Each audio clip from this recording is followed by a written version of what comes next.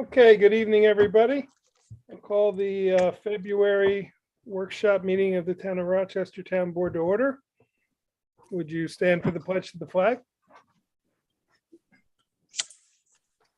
I pledge allegiance Allegiance to the flag of the United States of America and to the republic for which it stands, one nation, under God, indivisible, with liberty and justice for all.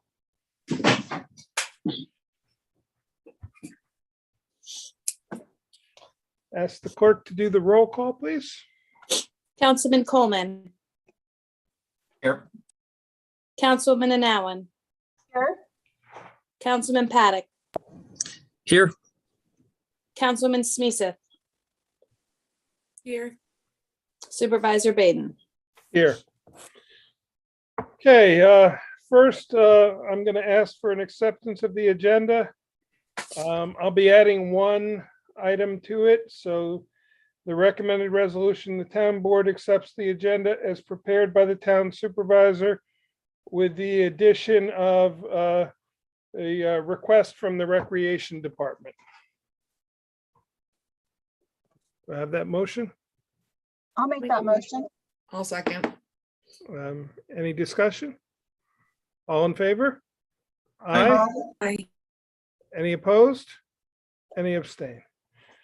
Okay, our first agenda item is, was going to be discussion with the highway superintendent. However, he is in Yeagerville and unable to call in up there. There was a road issue up there late this afternoon, and he managed to send me an email from up there to say he won't be back in time.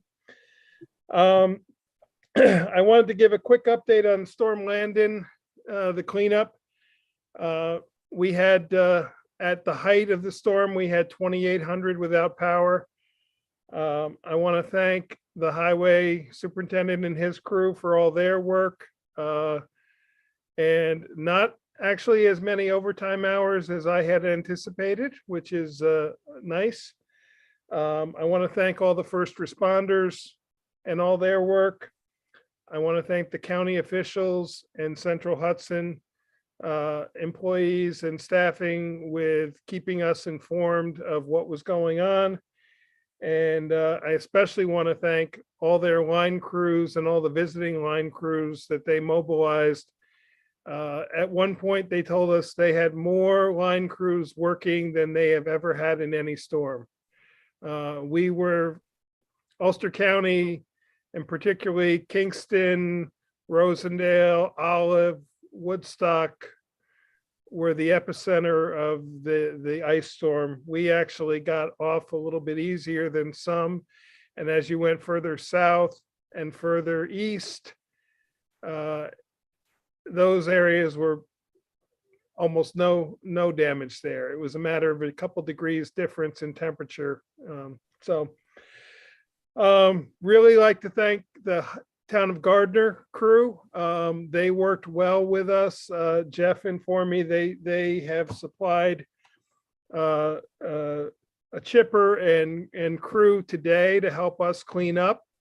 This is in return for the work that we have been doing for them with the bridge that is closed on Clove Road. It eliminates them from getting to the other side of the bridge to take care of the little bit of road that remains in the town of Gardner. We've been covering that for them over the winter and service that area during the storm. So in return, with our shared services agreement, they helped us out today with brush chipping. So thank you. And I forwarded you a letter from their highway superintendent thanking our highway crew and highway superintendent for their assistance during the storm. I had hoped to have a little bit of follow-up with Jeff, but I would rather wait till he's here about cleanup. And he and I briefly discussed pickup, not necessarily pickup, but making the transfer station or possibly here at the town hall, having the ability for people to drop off brush from their homes due to the storm, but we didn't finalize the conversation. So I would rather wait and speak with him further before we make any decisions on how to handle that.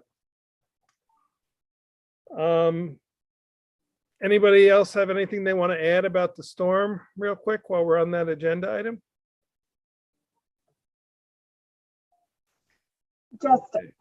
Just a general appreciation for our highway department employees and all of our first responders and all the linemen. I was very aware now of how much work goes involved and how incredible they did and how much coordination is involved in that. And so just want to thank them for that. And I was very in awe by it all. Yeah, the majority of power was restored within 72 hours. And in comparison, when we had the hurricanes, many people were out a week or more. So it's, and this storm actually had more outages than the hurricanes did and had more numbers of occurrences, whereas the hurricane had large outages that were fixed with one repair.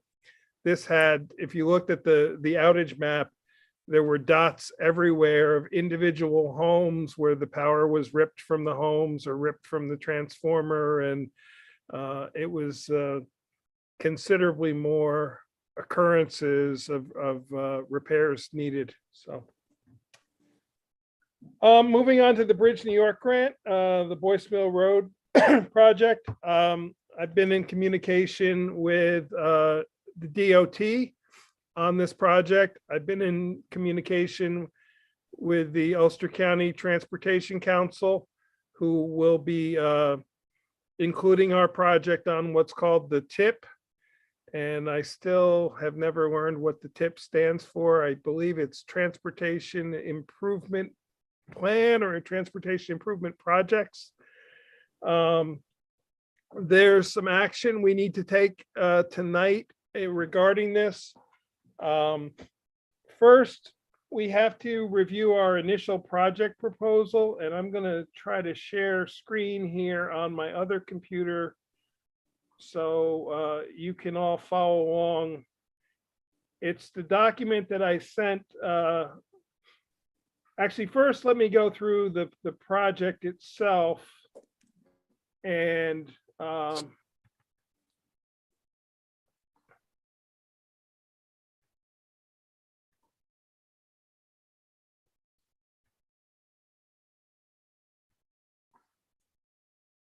okay, the nice thing, I can actually see that I am sharing. So these are some helpful notes that the DOT has provided. I sent you all the background for this. Chapter 6 of this manual is our Bible for this process, and the appendix. These are the procedures in order to get the federal reimbursement. And if I've learned anything through the Bridge New York process, excuse me, through the New York Rising process, is anything that's federally reimbursed, everything is doubly and triply backed up. Everything is documented, and there is a lot of paperwork involved. So the selection for the vendors must be qualifications based, not price based. We will be doing a solicitation tonight, and we will need to decide tonight what phases we want to do this initial solicitation for. These are we can do for all phases, which would involve preliminary engineering, right-of-way incidentals, right-of-way acquisition, and construction support.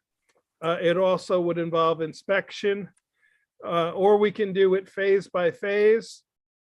The two common methods are either project specific, or you use the LDSA list, which is firms that have been pre-approved by New York State DOT for our Region 8 that we are in.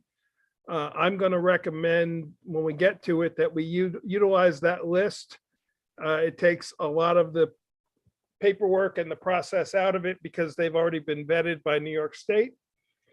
We will then create a selection committee established to review the reports of qualifications that come in. And then we use project-specific methods where we have an advertisement. If we go to the LDSA list, we will not be doing that step because we won't be advertising in the contract reporter. We will be going directly to those 15 firms. We must send a letter to all 15. We can't pick and choose which ones. And then we request the EOI for the particular project. And they provide a sample letter and a request for quotes for that process. We set a time frame. Once the firms respond, the selection committee then meets and ranks and rates based on the criteria, which is outlined for us in that handbook. We then decide out of the 15 what we want to utilize for our top firms, and we hold interviews with them. It's very similar to the best value system that we've used in the past with our procurement policy. We then select based on the ranking forms. Then we negotiate the scope of tasks and the services. We must have an independent estimate to be used as a tool during those negotiations. And if negotiations break down with the number one firm, we can go to number two, but we can't go back to number one once that happens. And then we terminate that consultant. Hang on one moment. I'm sorry. I'm going to let Mr. Annenberg in here. Then we will move forward with a consultant agreement. And we have to do a pre-negotiation audit, but if we're using the LDSA list, the audit is already on file with the DOT. So that is that process of doing that. I want to bring up the draft IPP that was prepared by the DOT for us. And our job tonight is to review this IPP and make sure that we are in agreement with the details of it. The yellow highlighted areas, as I get to them, are the parts that we have to make sure are accurate. The initial project proposal, that is the description of where it is. The mile points, much of this is just from the application. The project length has been calculated as 0.015 kilometers or 0.0095 miles. The function class is determined by the DOT. These are the elements that are causing the need for the repair. The steel bridge, we're replacing the steel bridge decking, the concrete abutment footings. We're doing a total bridge replacement. The reason is because of cracking and heavy corrosion. The description is from our original application for the grant. And as I said, we are doing a bridge replacement at the existing location. This total bridge deck area, I do have to confirm, the nomenclature doesn't make sense to me that it says 1 SF, which I would read as square feet. So I'm going to confirm that with the DOT that is not a mistake, or that maybe it means something that I am not understanding. this is the part that we really have to discuss here tonight. But with our resolution tonight, we are being obligated to the phase where it says 2022. It's the first 3 steps. The total cost was determined by our consultant who assisted us in the grant process. We will need to commit that funding tonight in a resolution. The money is paid out by the town and then reimbursed at a 95% rate, with the town left to pay 5%. And you can see the cost breakdown in there. So we are committing essentially about $19,770 tonight of town funds, and the balance of the amount to be paid by Bridge New York. I'm sorry, Mike, you said we need to pass that resolution. Is there something that's driving that from a timeline perspective? Yes. So we need to initiate the process. So in order to initiate the process of selecting the consultant, we have to commit to these first 3 phases tonight. What we're doing by doing that is we are initiating by committing to that funding, then there's 3 resolutions we'll be doing tonight. One will be picking the project manager. One will be committing to that funding for those first 3 phases. And then the 3rd resolution will be authorizing me to initiate the letter of request to the 15 vendors. Without that resolution of appropriating the money, we can't go out to request for qualifications. So we also have to establish a selection committee tonight, which can be one of 2 things. We want to include Jeff Fry in that, obviously. I should be involved in it. We can do one of 2 ways. We can pick one other town board member, and then the committee is not required to meet in public to review the rankings and do the interviews. If we have more than 3 board members involved, then everything will have to be done in open meeting. We would then go into executive session. But as we've found out, trying to do interviews and committees, it's better to do a subcommittee. Ultimately, the final interviews I would recommend that the entire board do the final interviews, but I'm going to propose that we have a limited subcommittee to do the initial interviews. So did that answer your questions there, Michael? It does, yeah. I was also wondering too, so the draft resolution, we're committing to the total cost with the assumption that it will be reimbursed. But this is all town funds up front? Yes. And we knew that going into this grant application. It's a town funds out front, but it's done in phases. And that's why we're only at this time committing the first 3 phases. Once we get into the design phase and then we get into the next steps, we will commit the next set of funds. Bear in mind that this is over probably a 4-year process by the time it's totally completed. It will be at least 3. We have to, within 24 months of award of contract, begin construction, which is why I'm really pushing that we do this resolution tonight, because that would be December of 2023 that we would have to begin construction by. And certainly we have to do all the design work. We have to go out and get the construction contractors under contract. And we may or may not have to deal with some right-of-way acquisition. That will be determined once the designs are completed. there's one side of the road there is very much right on the edge of the of whether we need to acquire right of way or we don't, and we won't know until we get those designs done.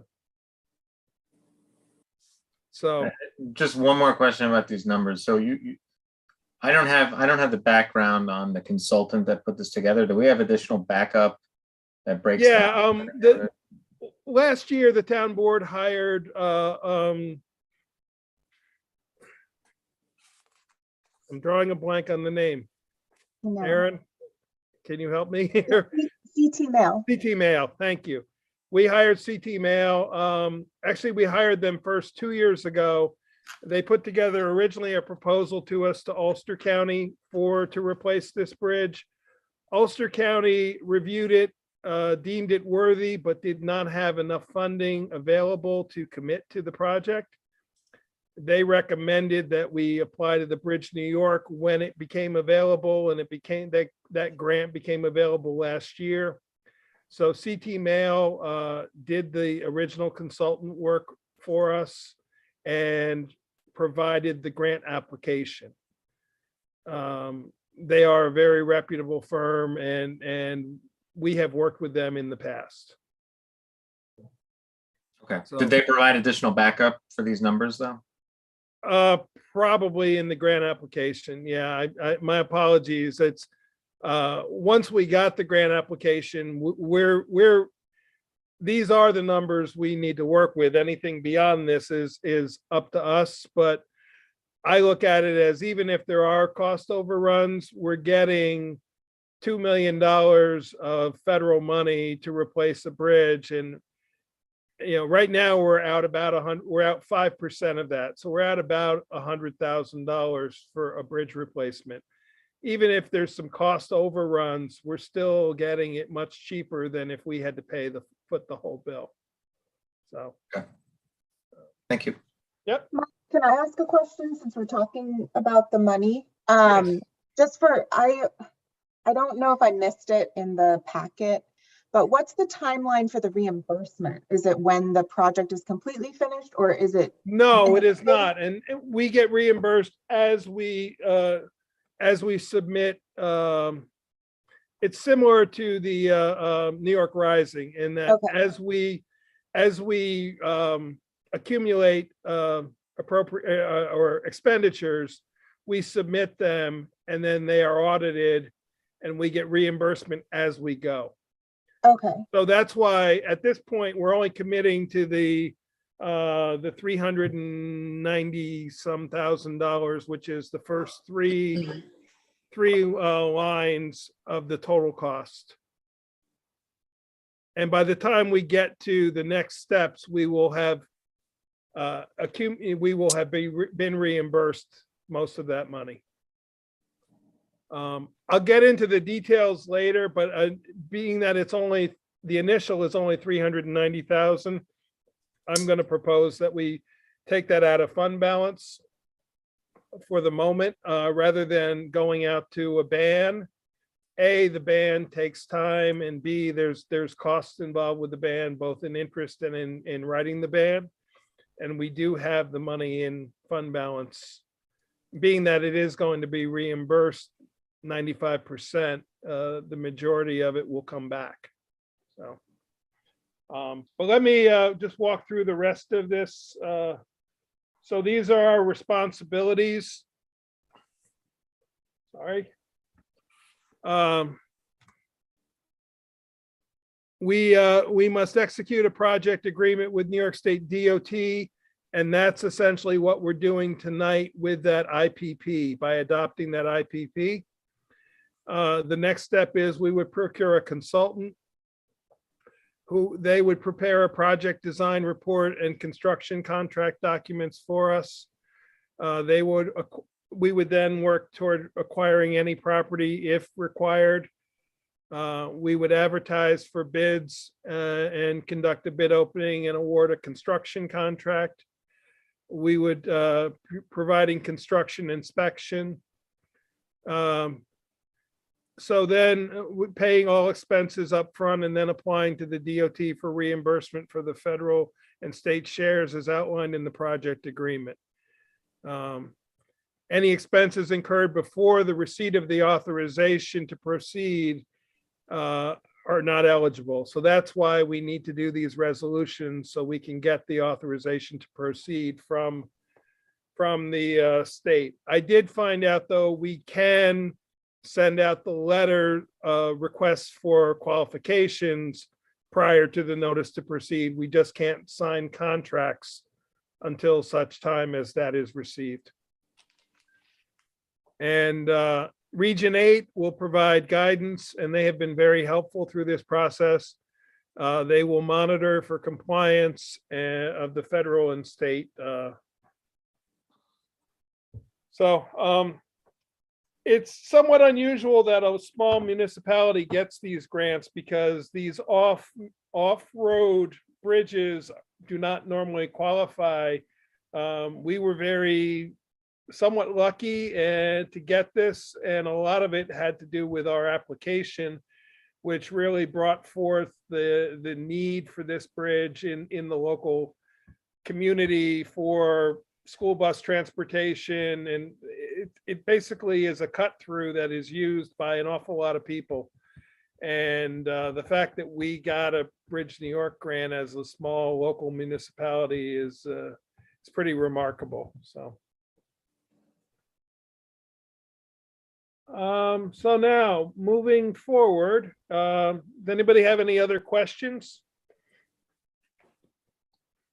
If not, I'm going to share screen again here, and we will move to the resolutions that we need to do. Oh, actually, before we do that, what is the board's feeling on the consultant selection committee? Do we want to go the entire board? Do we want to go 3 board members? I'm sorry, 4 board members and Jeff Fry, which would be 5, or do we want to go myself, Jeff, and 1 board member, in which case, Mary Lou, you can confirm we wouldn't need to meet in public for that because it would not be a quorum.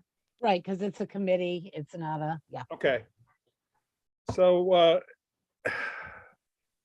what's the board's feeling on it? And is there somebody who is aching to be that additional person to review the qualifications?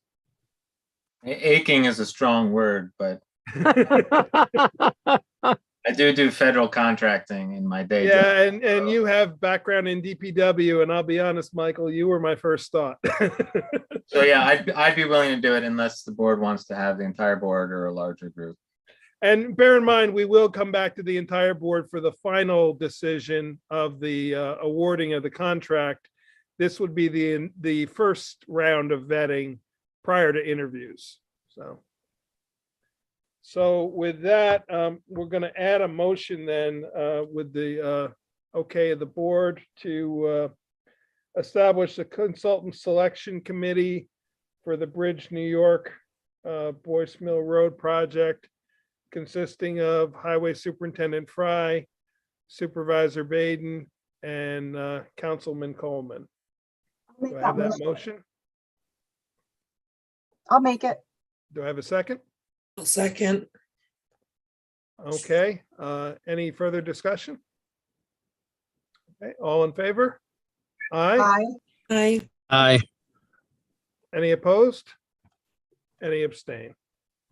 Okay. Next, the selection of the consultant process and request for qualifications. I would recommend that we ask for all phases in our initial request for qualifications.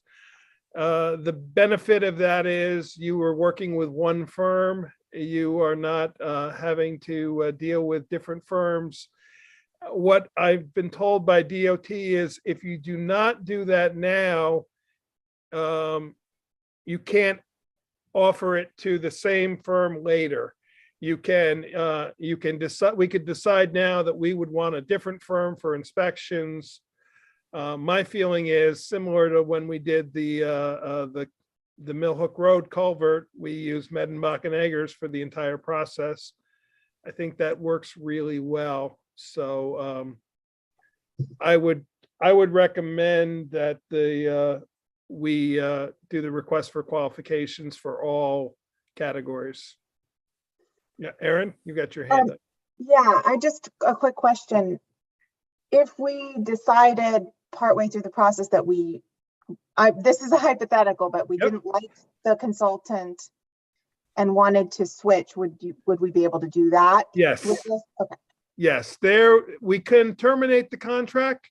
What you can't do is add to it later. Once you sign the contract with them, and Mary Lou, maybe you can clarify with points of law on that, but what DOT told me is you couldn't sign a contract with them now, say for design, and then decide, well, we really like you, we want you to do the inspections later. But if we sign for them now and we decided we didn't want to use them, that we could terminate the contract and amend it.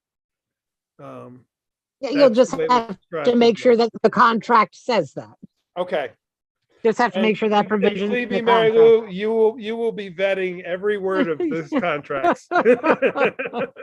Yeah, my So- main concern would be being locked in with someone that we're unhappy with for the whole process, but I also hear wanting to stick with someone that we like.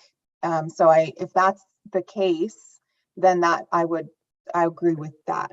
Okay. And bear in mind, the 15, the LDSA are firms that are vetted by DOT. And part of that vetting is that they're very used to this process. They do these projects.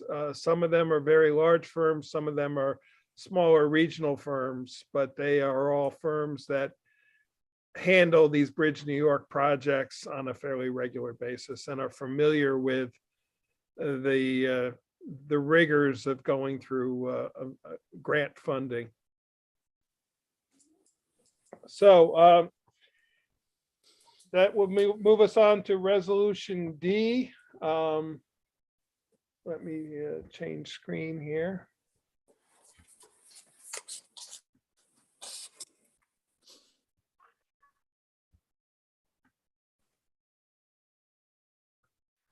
So this is, sorry, I'm trying to scroll on the wrong screen here, sorry. So we're establishing the project manager and responsible local official. Whereas Title 23 CFR 635.105B5 requires the sponsor to provide a full-time employee to be in responsible charge of the project, even when using consultants to provide engineering and construction inspection services or project management. Whereas the employee is referred to as the project manager, whereas the PM will report to the responsible local official who will have ultimate oversight and responsibility of the project. Whereas the PM and the RLO may be the same individual if the RLO has project management experience. Therefore, the town board designates Supervisor Baden as the PM and RLO for Boyce Mill Road over Falls Mill Brook Bridge Replacement, pin 8762.64. Do I have that motion? I'll make the motion. Do I have a second? I'll second. Okay. You may have seen the email from Jeff. I did have more conversation with him after that email. The project manager is essentially the paperwork guy. It doesn't mean the manager of the construction project. And when I explained that to Jeff, he was in agreement that he did not want to be that person. It's recommended in these situations that the person handling the money, which is essentially my office, be the project manager. It's the person who has to do all the required backup and paperwork, and we have the best capability through this office to do it. So Is there any questions or discussion on that?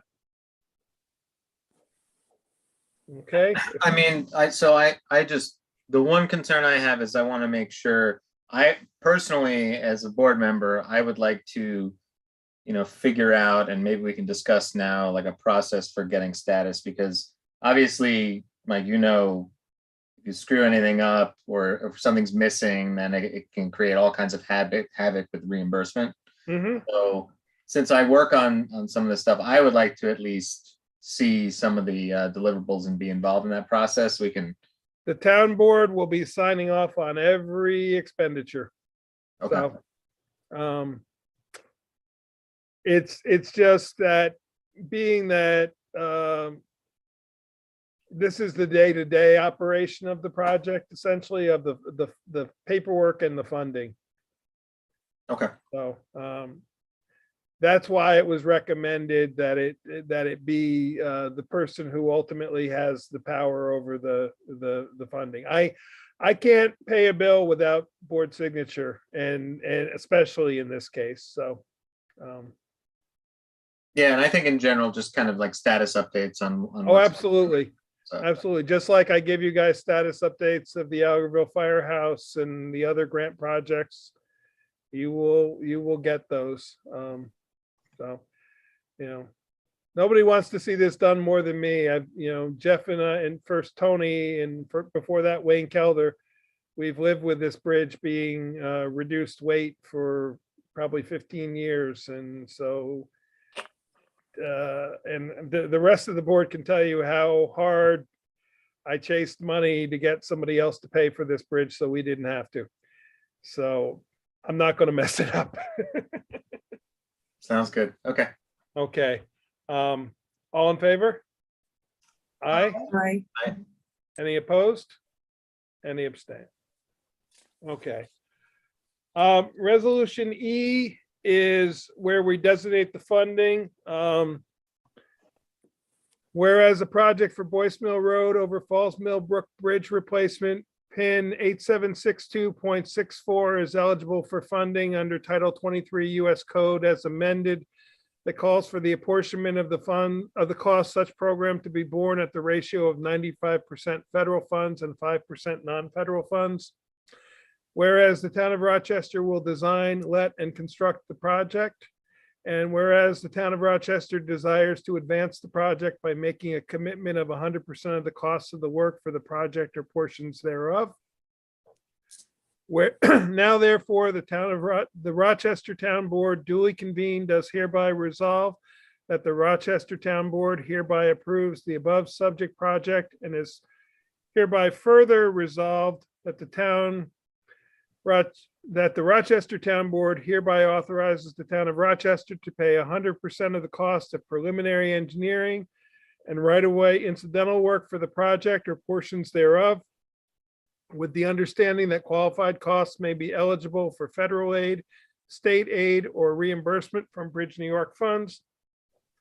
It's further resolved that the sum of $395,501 is hereby appropriated from town of Rochester, and I'm going to insert general fund to be loaned to the capital projects fund and made available to cover the cost of participation in the above phase of the project.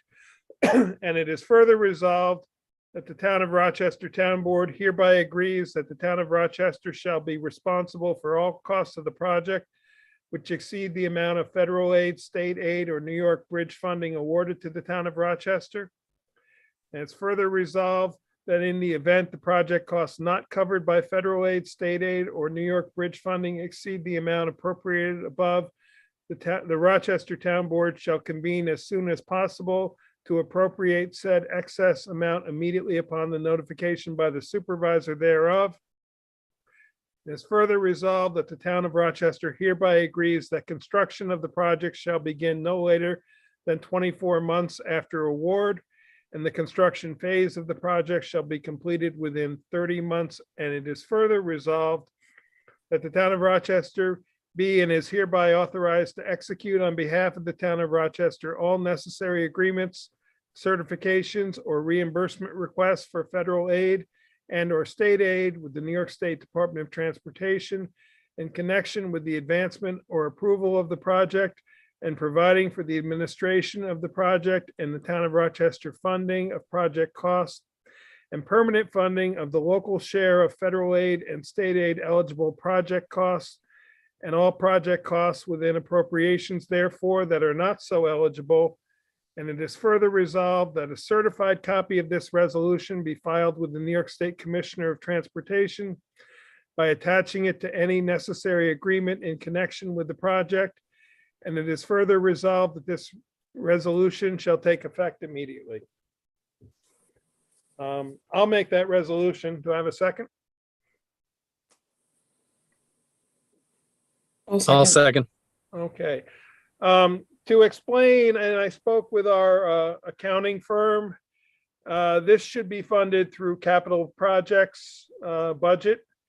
What we will do is we will loan the money from the general fund. It will be listed as funds due to capital project fund. As the expenditures are made, we will then move the money from general fund balance to the capital projects fund. And then when the reimbursement comes, the opposite will happen. It will be moved back from the capital projects fund back to the general fund to repay the amount. That is the way they suggest doing it. We have over $1 million in general fund balance at this point. We probably, when we do our annual update document in March, we'll discover that we probably will have another 200,000 to 300,000 in that fund balance above that. So rather than borrowing money and spending interest, we're essentially borrowing it from ourselves. We're certainly, go ahead, Aaron. I was gonna ask, should the loan be for just 95%? Because will we be returning the 5% or? Because we have to spend the money first before we get it back. So we're appropriating the amount that is for the total project sum for those 3 phases. We obviously will not utilize that entire amount, but we still have to appropriate that amount to say it is made available for the project. Why do you say we won't utilize that amount though? Don't we have to? It's pay the it back? 5% that we will pay. So we still will be utilizing it. We're going to get back 95% of it. We're going to, Right. so we will be utilizing it. Yeah. Yeah, I actually misspoke when I said we won't be utilizing. We will be utilizing it. We won't be getting reimbursed that. We won't reimburse ourselves for our loan for 5%, but you're saying that's okay in the wording? of Yeah, the it's still, Okay. we will still move it. What eventually the 5% will be moved from general fund to capital fund because this is funded as a capital project. Right. So it doesn't come out of the general fund bank account, it comes out of the capital project fund. But we're gonna fund that 5% will be funded. That won't be a loan, that will be a transfer of money from general fund specifically for this purpose to the capital project. Aaron, is that your concern that perhaps it should say that 95% will be a loan and 5% will be Yeah, that's what I was, that's what a I was deposit thinking. into I wasn't capital sure fund? how specific we needed to be. So 5% as transfer and 95% as transfer as a loan. Right. But bearing in mind that we don't know, those are estimates of the There's- number, so we're appropriating the amount that we estimate will be the cost. It could be less than that, it could be more than that. Right. I see what you're saying. And then So- we would adjust it later with a budget modification. Correct, I see what you're saying. correct. So all we're doing now is we're appropriating up to $395,501 of general fund money to be loaned to so I guess I should maybe we should say, no, it is the sum of, because we are appropriating that money. If we don't use it, then we just, we don't use it. Any balance would be rolled over into the next phase, ultimately. So one question just about the wording Yes, of the resolution. So the Yep. section resolved in the event the project costs not covered by federal aid, state aid, or New York Bridge funding. Does the not covered by federal aid, state aid, or New York Bridge funding make sense there, or should that be dropped? Because I mean, we're responsible. this was the resolution they supplied to me and asked us to adopt, so Okay. I'm reluctant to start changing the wording on it, that's unless fine. there's The way a I read valid that reason. was that refers to like the 5% would be what's not covered by federal aid. But we're really assuming the responsibility of any overages on the project. Correct. Okay. I mean, we will be monitoring the costs that make sure we're, and bear in mind, when we're signing a contract with a vendor, these costs will be out there. So we're not signing a contract based on cost. We're signing a contract based on qualifications. The vendor knows that this is the amount of money you're going to get. When we get into construction, that's a different process, because we may have to have amendments to the contract because maybe the cost of materials went up. But when you're doing the cost of services, the vendor is agreeing to take this project on for this amount of money. Okay. Unless there's a material change to what we're asking them to do. So. Okay, any other questions? If not, all in favor? Aye. Aye. Aye. Any opposed? Any abstain? Okay. Moving on to the authorizing the supervisor to circulate requests for qualifications to the AE consultants listed on the Region 8 Local Design Services Agreement list for, and we will say, we're going to insert the word all services. Actually, yeah, will be all services for the project for Boyce Mill Road over Falls Mill Brook Bridge replacement, pin 8762.64. Whereas in each New York State DOT region, the New York State County Highway Superintendent Association has identified and selected a number of AE consultants to provide services exclusively for locally administered federal aid transportation projects.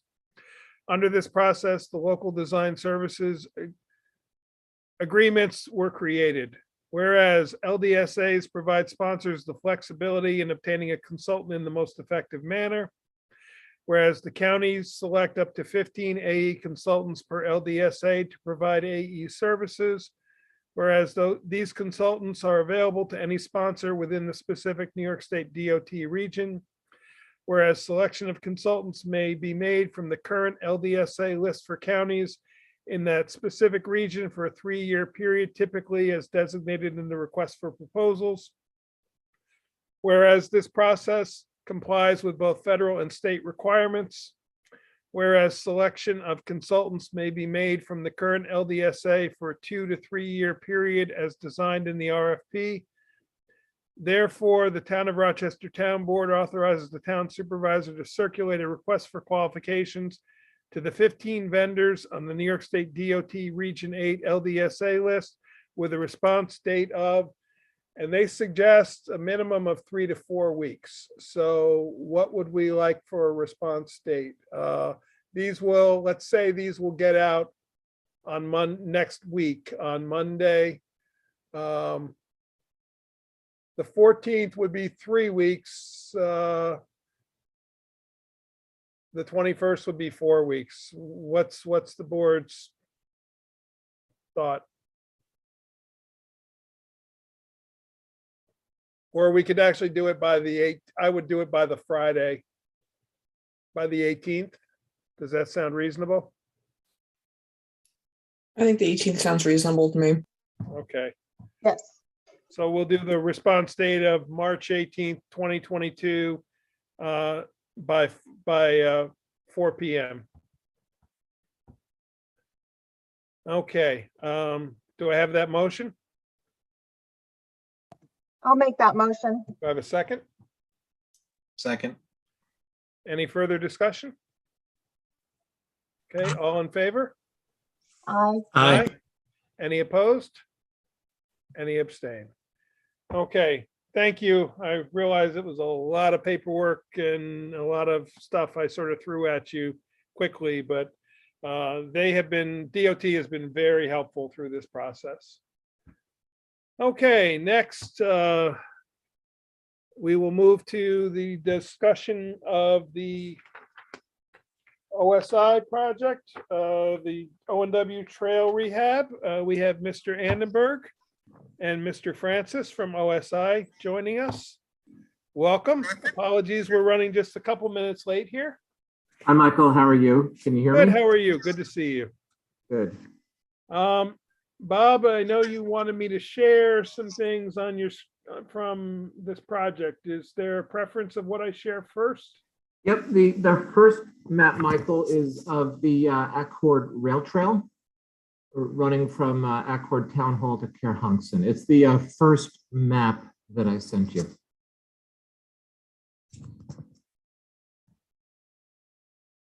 The one that shows the entire trail or just the Accord to Kerhonkson? Oh, just Accord to Kerhonkson. Okay, got it.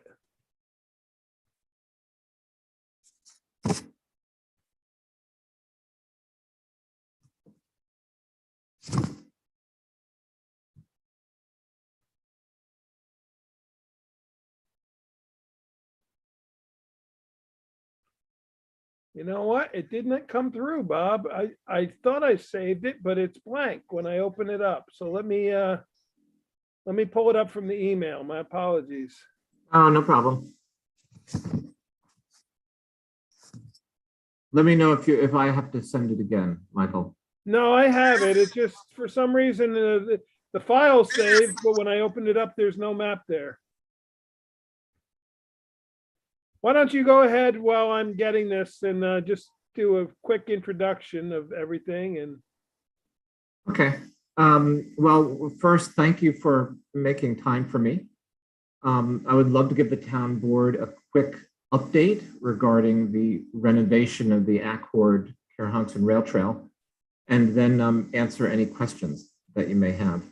Those of you who are familiar with the rail trail know that it is an absolute gem. It follows the Rondout Creek and the historic D&H Canal for much of its length. Ah, there we go. Thank you, Michael. That's You are it. welcome. Well, you can see it right there. It follows the Rondout Creek and the historic D&H Canal for much of its length. It's a leafy oasis with bucolic views of farm fields and forest. For many of us, including myself, and especially during the pandemic, it's a place to get exercise and fresh air and escape the pressures of the workday. OSI has helped build and renovate other rail trails in the area, including much of the Wallkill Valley Rail Trail between Kingston and New Paltz, and the nearly 6-mile long River to Ridge Trail connecting downtown New Paltz to the Shawangunk Ridge. What we found is that once renovated, these recreational trails become enormously popular.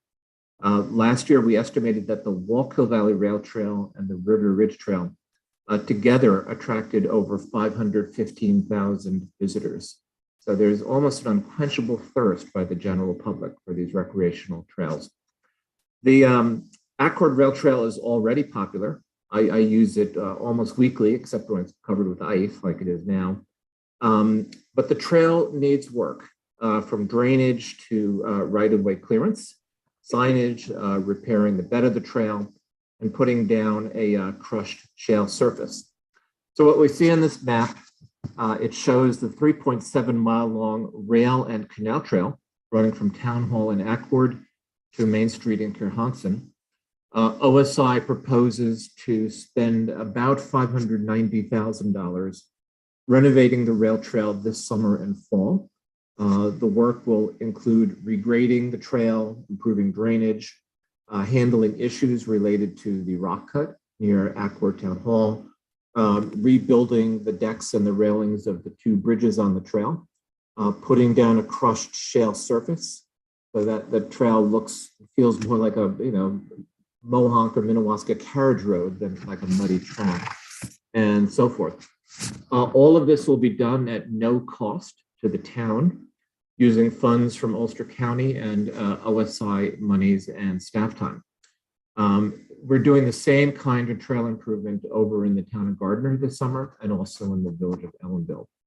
What we're asking is that the town board endorse this project and give us a simple letter allowing us to enter the property and do some preliminary engineering. And Mike, I think Peter Karras provided a copy of a form of a letter done by Mary Beth Majestic and Gardner, which if you don't have it, we'll send it over. But after you sign this letter, the next step is for OSI to prepare complete engineering plans.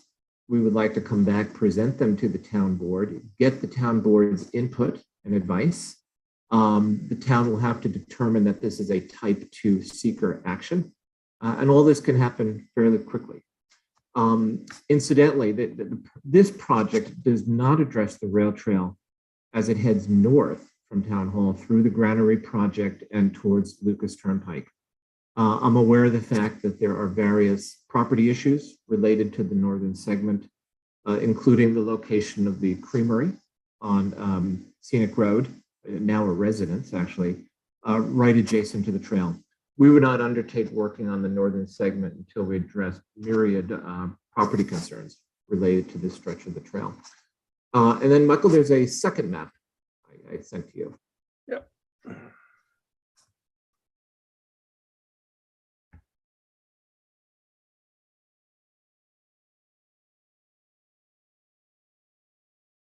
And by the way, if there are any questions, feel free to interrupt me at any time.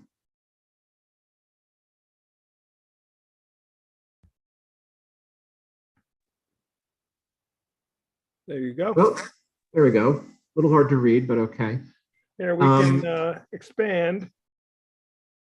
Okay, well, this just gives you a little background. The Accord Rail Trail is a small part of a 57-mile-long abandoned branch running from the city of Kingston south all the way to the city of Port Jervis on the New Jersey line. It runs through 7 towns and 3 counties. Much of this trail is already in public ownership, although there are several notable gaps.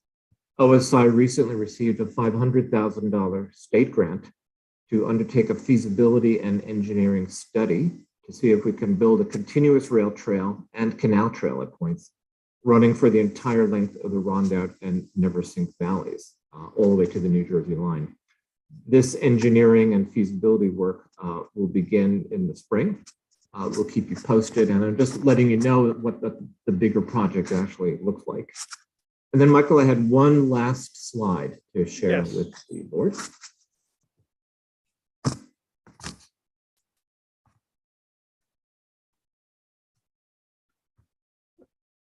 There also is the timeline slide.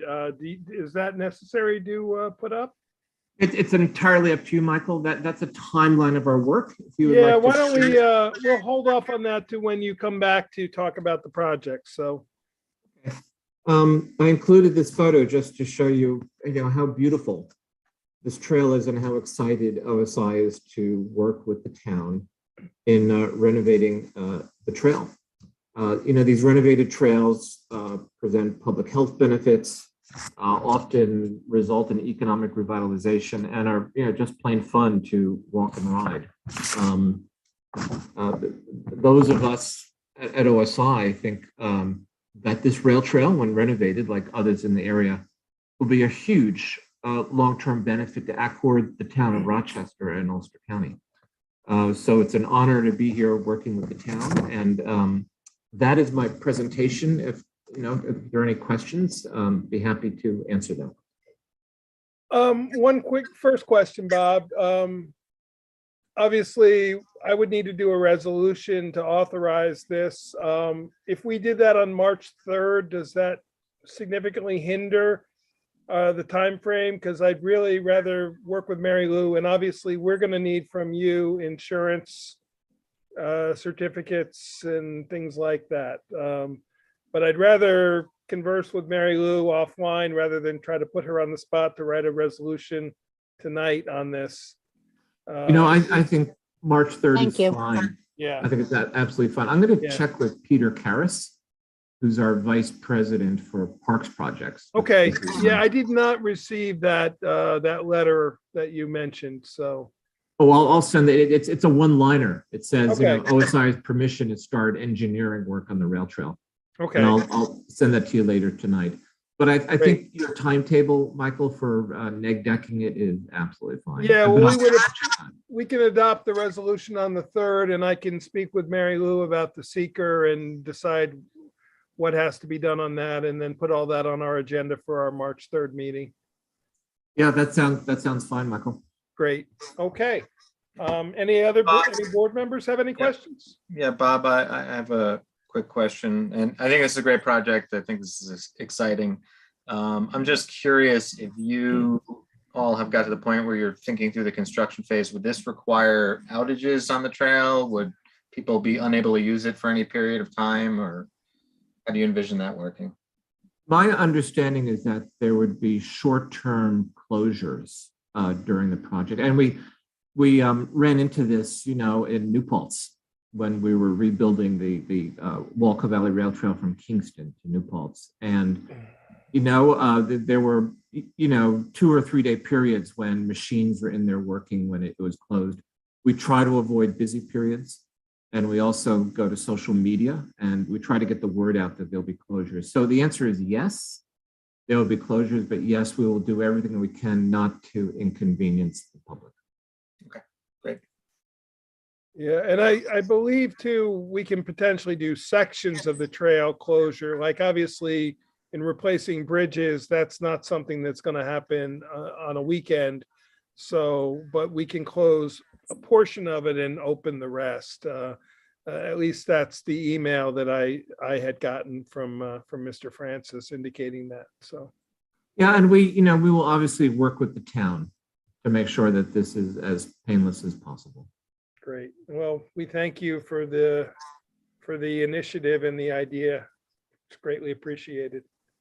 Thank you, Michael. Appreciate it. Okay. Moving on then to our next, if nobody has any other further questions. Okay. Night, Bob, night, Skip. I haven't had a meeting with Skip since last night, so. Okay, thank you both. Thank you very much. Okay. Oh, you know what? My apologies. I saw Skip is on for the next project. I'm so I was sorry. wondering about that. I said, Yeah, oh, he's on yeah. OSI too? Yeah, Skip's no, everywhere. no, I'm sorry. I'm sorry. That's my error. I'm sorry. Too many emails in one day from too many of the people. So apologies. Yeah, Mr. Francis is here for the EEO for Walnut Brook. So moving to the next agenda item, we have Kanan. I'm going to try your last name again. Kunduz. That's perfect, actually. It's fantastic. Perfect. And Skip Francis from Creighton Manning. Apologies. And All right. is Carrie able to join us? Carrie's not able tonight, no. Okay. And for the board members who are for the new board members, Liz Axelson from Clark Patterson Lee, who is Hello. the town's consultant. Clark Patterson Lee, now known as CPL, sorry. She is the town's consultant on this project, on review of this project. So, Kanan, do you want me to give you screen share? Do you want me to share documents? What's easiest for you? Well, I can share. I think I Okay. have some things set up right now. Let me go ahead and give you co-host capability. Okay. And the floor is yours. Fantastic. If you could just, give a brief overview, because we do have 2 new board members who may or may not be up to speed on your projects, so. Great. Well, this project, and we're still, working through a lot of details, but the purpose is to perform an adaptive reuse of the former Maybrook Lodge grouping of buildings on Route 209 there. And there are a number of buildings in varying states of decay. Some of them are great period buildings. We have a motel structure that is maybe the least appealing. And we have some buildings that are really nice, such as one that's kind of right over, about 30 or 40 feet over, I should say, but right over the creek back there. The plan is to reduce the density of the former use, such as the 16-unit motel and some of these larger boarding house structures, to 1 and 2 family structures, and in the case of the motel building, to 8 units of good quality, market rate residential with a workforce housing component to ensure that people who are working in the community can have good quality housing as well, and to do them as year-round rentals, of course. The idea is to be as sensitive as possible and keep the design within the aesthetic of the area, which in the case of some buildings shouldn't be too hard at all. It'll just be about fixing them up as they are. And in other cases like this motel will require a little bit of creativity and a lot of elbow grease. In addition to this, the project proposes to build 3 structures that are 3 family residences, and they will be between the motel structure and Route 209. And let's see, we have a rendering of what they might look like. And I will say that we've been working with Skip and his team at Creighton Manning. They've been fantastic. And we've also been working with an architecture firm, Neil Pallone Architects, out of Troy, New York.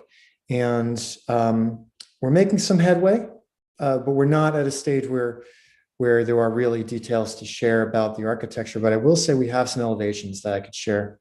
And the structures that are proposed as new buildings are not looking too different from this rendering, which is good, I think, because they fit within the farmhouse vernacular. And along with this, we'll have to perform improvements to the driveway. We've been in touch with Mr. John Riley at DOT, and we've gotten a spec for the commercial driveway entry that they'd need. We included that in submissions to the town. We'll have to do improvements to the parking areas. We may have to do some expansion. We will have to do some expansion to the parking areas, of course. This former lodge building, we've got a new elevation that I'd like to share that's looking a little bit better than this rendering we shared in the past. So I'll do that in a moment, but just the overview is that these will be 1, 2 bedroom units. There won't be any 3-bedroom units now as we're getting into the nitty-gritty with the architecture. It's not really conducive.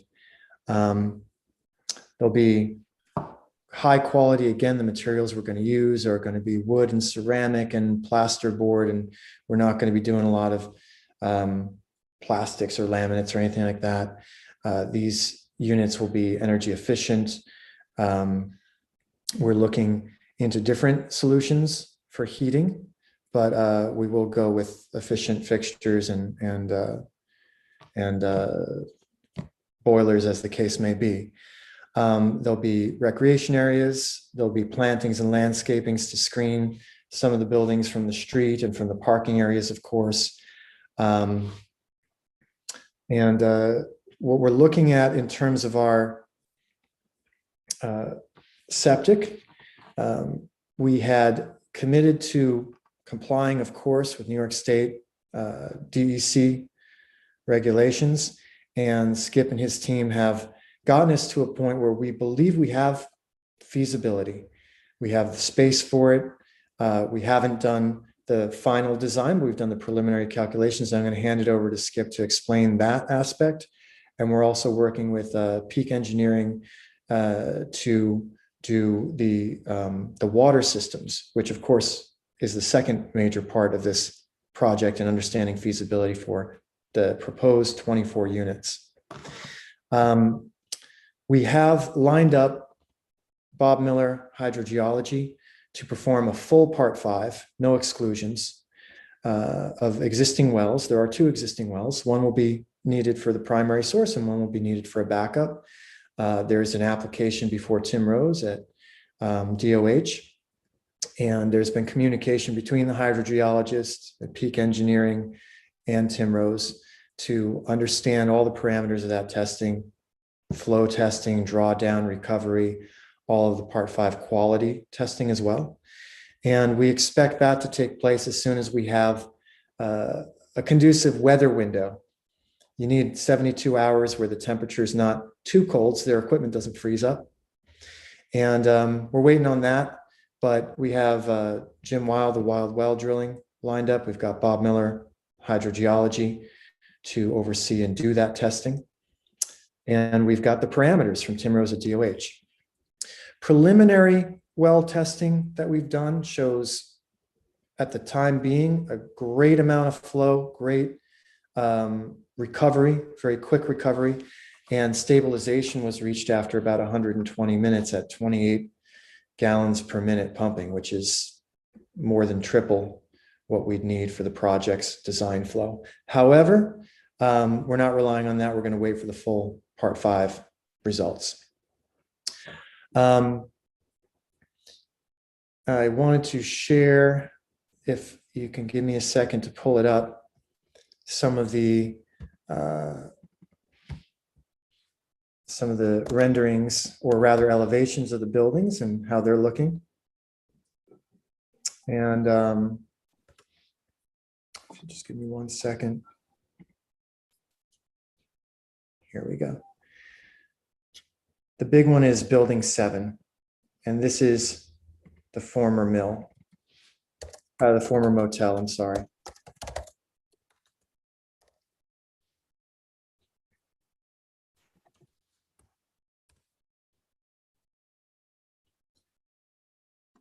And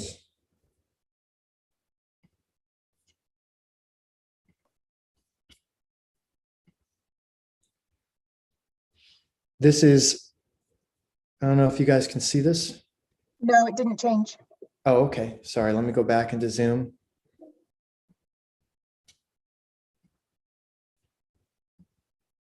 Okay. This is where we're at the moment. And undeniably, it's still a longer building than would be typical for vernacular architecture. But we've got it working so far inside, and we've got a much more farm aesthetic working on the outside. Our goal throughout is to stagger the entrances to these units so there's a sense of privacy for each unit. And in this case, still conceptual. This might change, but we're thinking board and batten or clapboard, and very simple roof lines and overhangs above the doorways, and going for something that's going to blend. And again, this one building is set back a bit in the property. So with the 3 new proposed buildings in front of it, it should blend even more. The goal is really to take this site and make it something that's inviting, and you know, that people want to live in long term. So there's that building.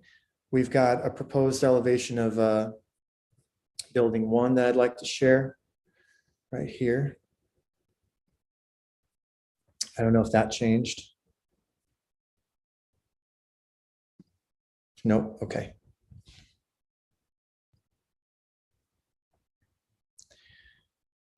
And you can see that with the existing structures, such as building 1, we're not really proposing much, if any, change. We want them to carry the charm that they do today and have them be a nice livable thing. You'll see in this case, there's going to be a window that moves. Most likely, again, this is still in the design phase, to make space for systems. But overall, the look from the outside is going to be very similar to what it is today, just cleaner and stable and new. That's the general overview of the project. It's to take these older structures, clean them up, make them efficient and new on the inside, and keep them looking roughly the same, but clean and new on the outside, and create 24 good quality units of housing, and kind of clean up a parcel that I think could use some love. And I'd like to turn it over to Skip, if I could, to describe a bit of the feasibility that we've been studying for septic design flow. And he may also be able to speak to water and the needs that we're going to try to achieve with the Part 5 water quality testing, which we, from all indications, feel very positive about. Yeah, why don't we do that? And then I'll open it up to the board to ask questions.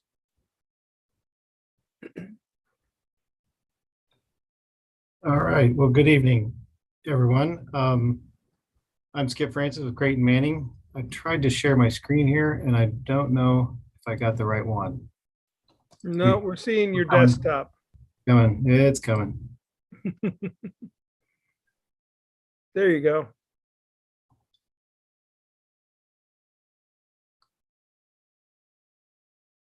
Don't know if you can enlarge any areas while you show, because it's pretty small on the screen. Yeah, Yep. that helps. In short, this is just a zoom in on the site property. It doesn't show the full extent of the boundaries yet, but this is show the extent of the developed area.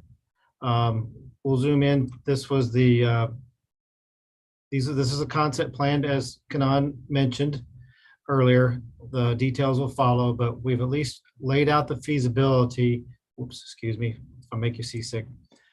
The first order of business was to make sure we had sufficient water supply and spatial constraints, as well as septic spatial constraints, given the number of bedrooms under today's current standards.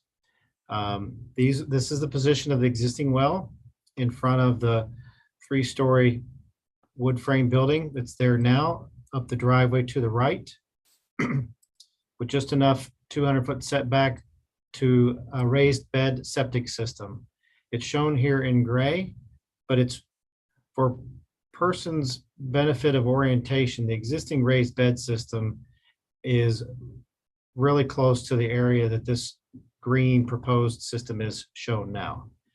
What this project does propose is that the old system get entirely removed and replaced with a brand new raised bed system.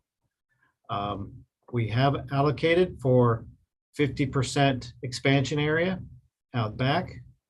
We've broken it into 2 cells. We have 2 options, excuse me, just not to get too granular. We've got 50% expansion for if this was the cell that we used. If we use a 3-stage dosing system, we still have 50% expansion area for an alternate dosing system right here. Basically, our workable basal footprint for a septic system is this gray sized shape here on our plan. And it fits out back, and it fits within the water separation distances. We've conceptually run plumbing to it. We would have a septic tank, a dosing station, a distribution box to go to these. We've kind of thought all those out at a high level, knowing that it could work. And like Kanan had mentioned, we've had some preliminary drawdown tests. We'll do some more testing for the wells when we get to springtime, better weather conditions. But those were our focuses, water and wastewater at this moment. Stormwater, obviously, we know the requirements that'll be, that has yet to be worked out in fine detail just yet, but we've got plenty of options to consider that are worth being done. So that in essence is the summary of the utilities. Thank you for that opportunity to talk. I just wanted to ask if I could, since I'm new to meeting some of these board members here. And Mary Lou, good to see you again for the second night in a row. That I was just curious about the seeker process, where if you could refresh for not only me, this is my first time at this board, but for the new board members, where you are. In the Sure. So the town board circulated back last year intent to seek lead agency to the involved and interested agencies. The involved agencies are the Ulster County Health Department, the Town of Rochester Planning Board, the DEC, and who was the fourth one? DOT, maybe? The road? DOT, thank Highway? you, DOT, yes. Interested agencies were the Accord Fire District, the Town of Rochester Environmental Conservation Commission, the Town of Rochester Historic Preservation, and the Ulster County Planning Board. We heard back no desires from any other agencies to be lead agency, so we established the town board as lead agency. That did occur. Great. I, subsequent to that, this past week, when I received the new documentation from Canaan, as well as the new the updated EAF Part 1, I circulated that to the involved agencies, asking them for comment back to the town board by March 11th. That was circulated circulated, I think, on Monday this week or Tuesday of this week. I can't remember, but I think it was Monday. I circulated that to them. And that's where we stand. So Okay, thank you. yeah, I'd really, now that we have more input from you, I guess a question to you is, before I ask Liz to go into more review, Ms. Axelson has done an initial review of the project and circulated a letter to the applicants last year. Do you want us to move forward with a review of these new documents, or do you want to get it a little more out of draft form before we initiate that? That's sort of, I'll leave that up to you. Well, we have a lot of stuff that's pending, but we believe it will be in relatively quickly. For example, submissions to SHPO from our consultants handling that are completed. We are waiting for comments, and then the archaeological study will have to take place when the ground thaws. But Joe Diamond, who's handling that, believes that he'll be able to have some real progress on that in the next month. Like I said, with the Part 5 water quality, team is ready to go.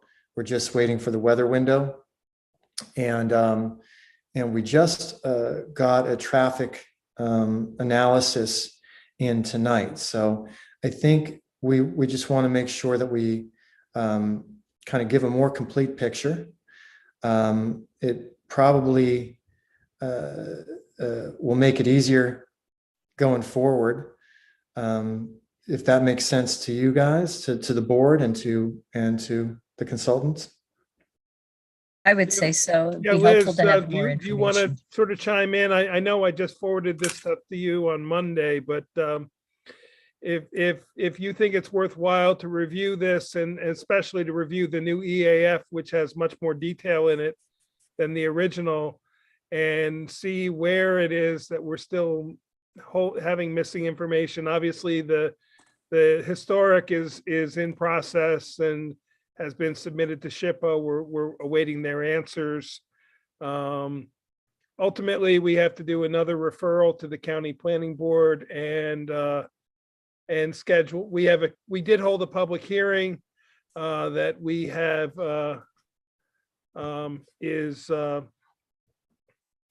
held open without date. Yes, held Right. open without date. Thank you. So we do need to convene that at some point, but I think we're still obviously a ways away from that. So, and the county really needs all documents that we're considering. So we're not ready yet for referral to the county, but I think maybe it might be worthwhile to have Liz do at least a review of the EAF and possibly some of the other documents. Liz, they are working very hand in hand with Tim Rose at Department of Health on the water quality system. So I don't think we need an in-depth review of the engineering of that because obviously Department of Health is doing that. So I mean, if I may weigh in, if the project team is still working on some of these reports that would pertain to the full environmental assessment form, it might be more efficient to have my review done all at once when the project team feels like they're really ready. Yeah, I agree with Liz. yeah, I would Rather than agree too. It would piecemeal it. it would save money on your part. If you think you're gonna have this information. I guess what I would ask is the board for their approval that once I receive that, instead of to getting it to Liz to review, rather than presenting it to the board and then waiting for the board to say, send it to Liz. But as things come in, I will continue to circulate it to the board and to Liz for her review. And Kanan, once you think you have gotten the bulk of it to us, or then we can say, please do the next step of review.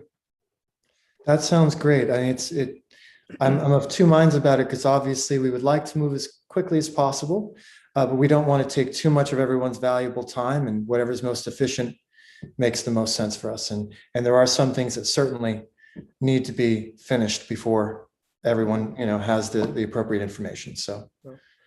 Do you have an estimate of time frame? Another month, maybe you might have all this information. Obviously, the water is going to be hinge on the weather, and we know that.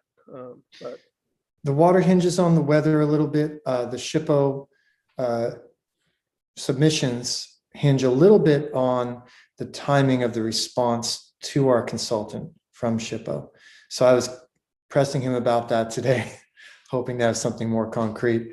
Some of the things are a little bit out of our control, but we are diligently pursuing it. And he's expressed that he thinks he should have that within a month as well.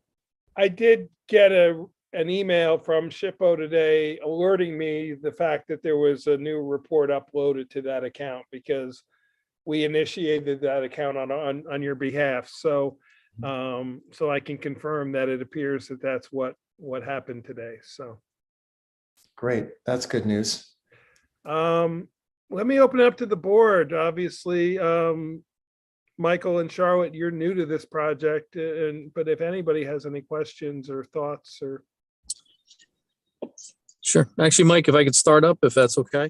Please.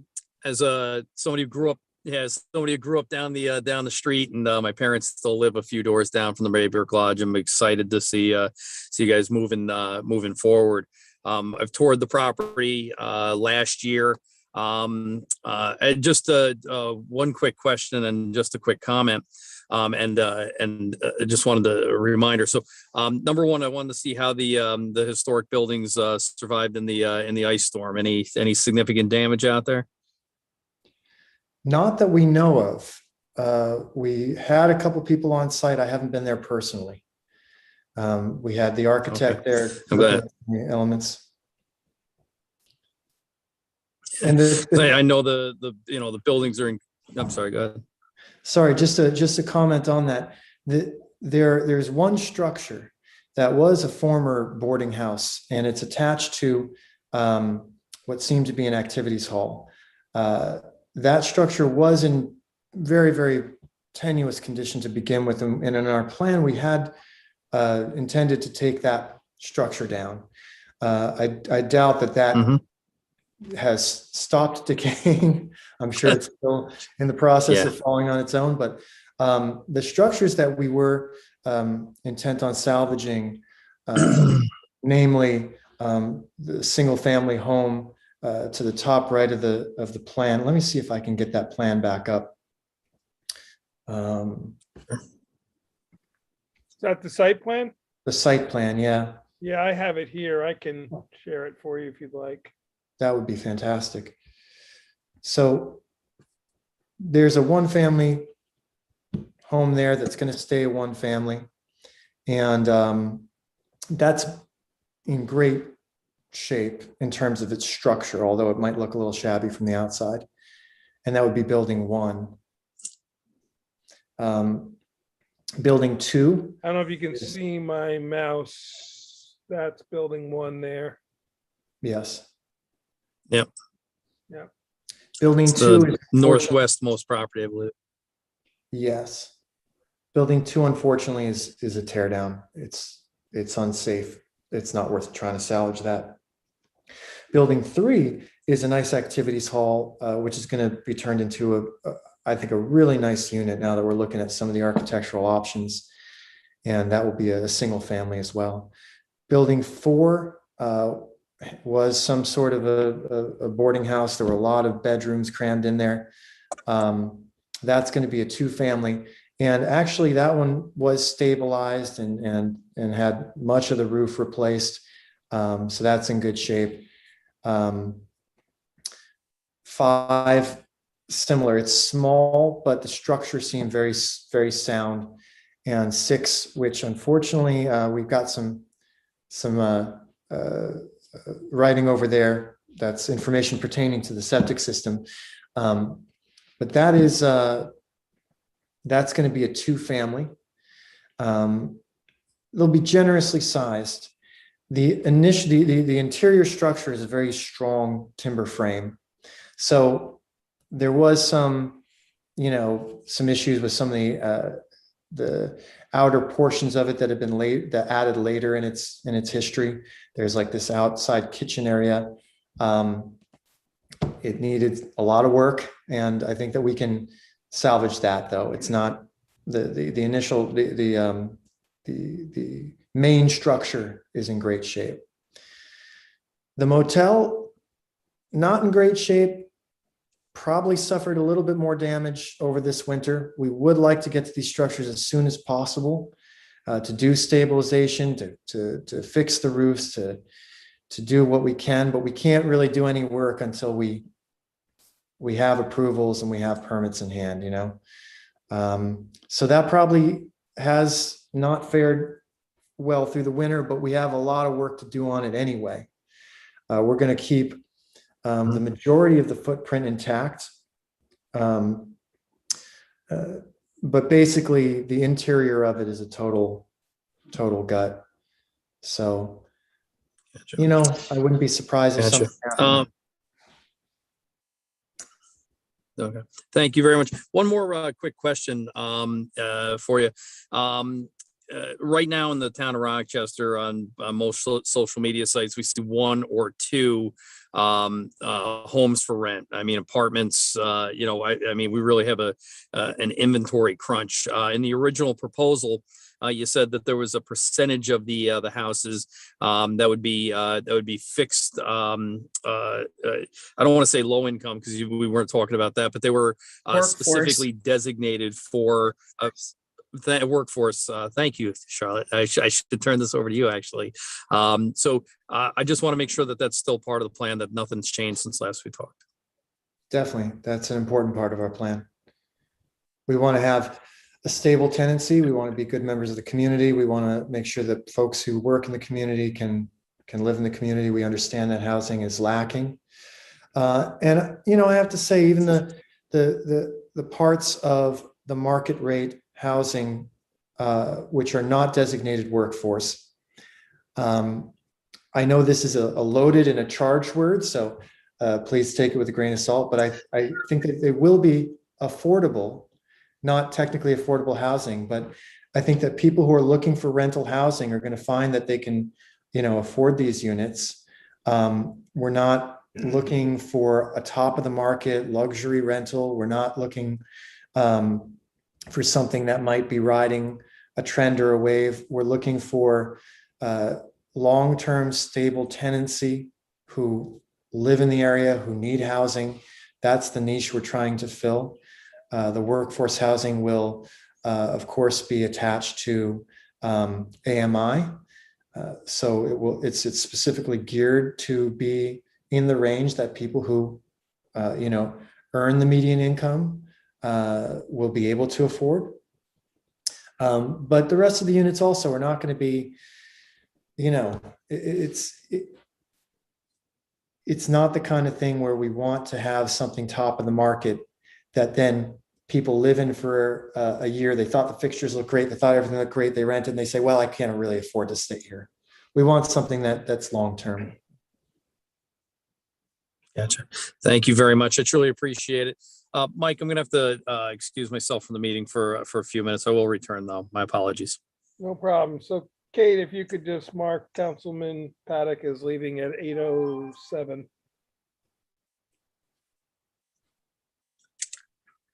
And hi, Kanan. I had a follow-up question to Adams about workforce housing. I actually watched your original presentation, your special hearing on this project.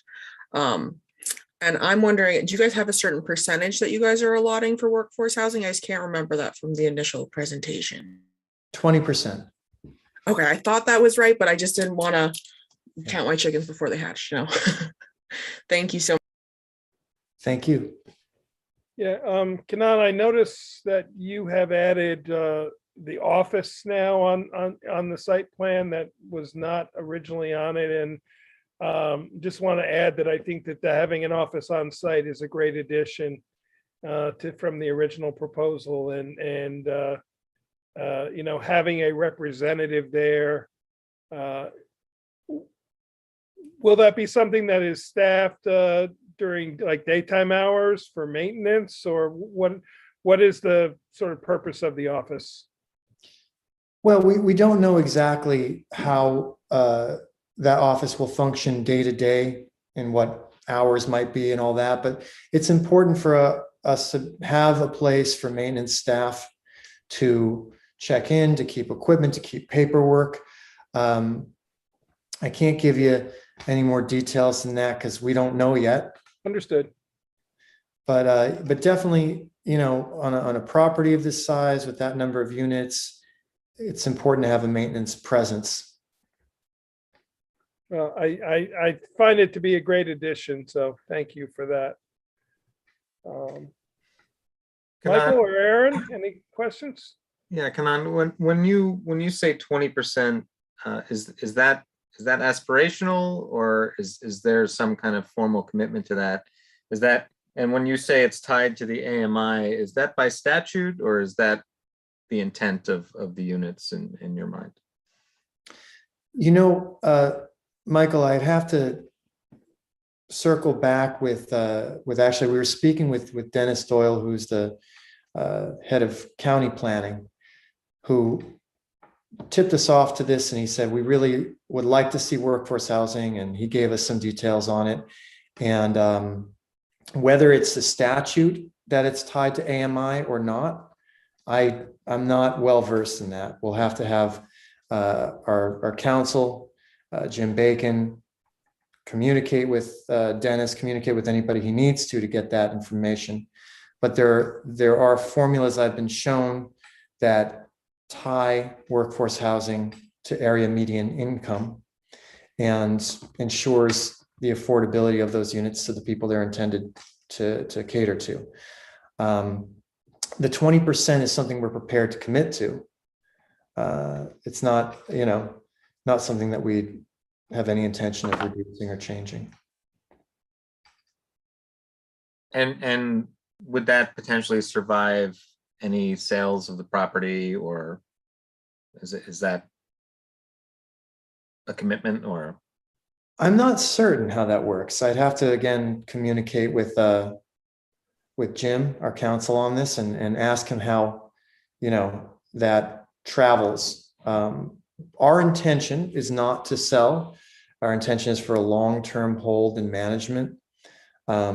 My partner, the senior partner in the project, Carrie, who unfortunately couldn't be here tonight, has kids who are in school right now who he's intending to hand his business over to, and they'll be managing, and they have a home in the area, and it's a family shop. So, you know, that is a very important question though. And that's something that I'll bring up and find out how we handle that. And we can circle back with you and give you a clearer answer once we know. Great, thank you. Thank you. Michael, for a little background on that, it is not a requirement by town code, but in reviewing this on the economic enterprise overlay zone, one of the criteria that the town board reviews in reviewing the request for the change in zoning is the benefit to the community, and it certainly weighs into our consideration in granting the EEO the benefits to the community that the project would bring. So, and it was put into their original proposal. As far as a guarantee, we'd have to certainly get Mary Lou's guidance on that of how to achieve that would survive potential change in owners if that were to happen. And if you were to eventually, you know, after this whole project comes before you, if you're content with it, you know, and you do want to grant the EEO, we can include that in the decision. Okay, thank you. Aaron? Yes, so I have two questions. So first, on that note, but I think we've covered the workforce housing question, which I also would support putting that in as a condition of the decision. My question to you is, do you have any plans for any renewable or green energy components to this project at all? Well, that's a great question. I come at adaptive reuse with, you know, with the sense that this is the best possible way to do development and to create housing. The very fact of salvaging structures rather than demolishing or building new is in itself probably the greenest way you can build. Within that, we absolutely will be meeting contemporary energy requirements in terms of insulation and the windows that we choose and sealing the properties up, the buildings up. Any kind of fixtures for heating we put in are going to be the most efficient we can find. We're still looking into the feasibility of different types of heating. Some are going to be more feasible than others from a cost perspective. In order to keep the costs where they need to stay for these apartments to be able to be rentable by the folks who need them, there's always a balance, right? And of course, you know, you can have a Tesla battery pack and the solar roof and the, you know, boy, would it be great if we could have geothermal for every single unit here independent, but some of that is just not feasible in the grand scheme of things. So the overall concept is of the most environmentally responsible way of doing development and bringing housing into a property. And along with that, certainly these will be done to the highest energy standards that the code requires. And additional consideration, of course, will be used in all of the plumbing fixtures. We're going to want to use low flow toilets and shower heads and sinks.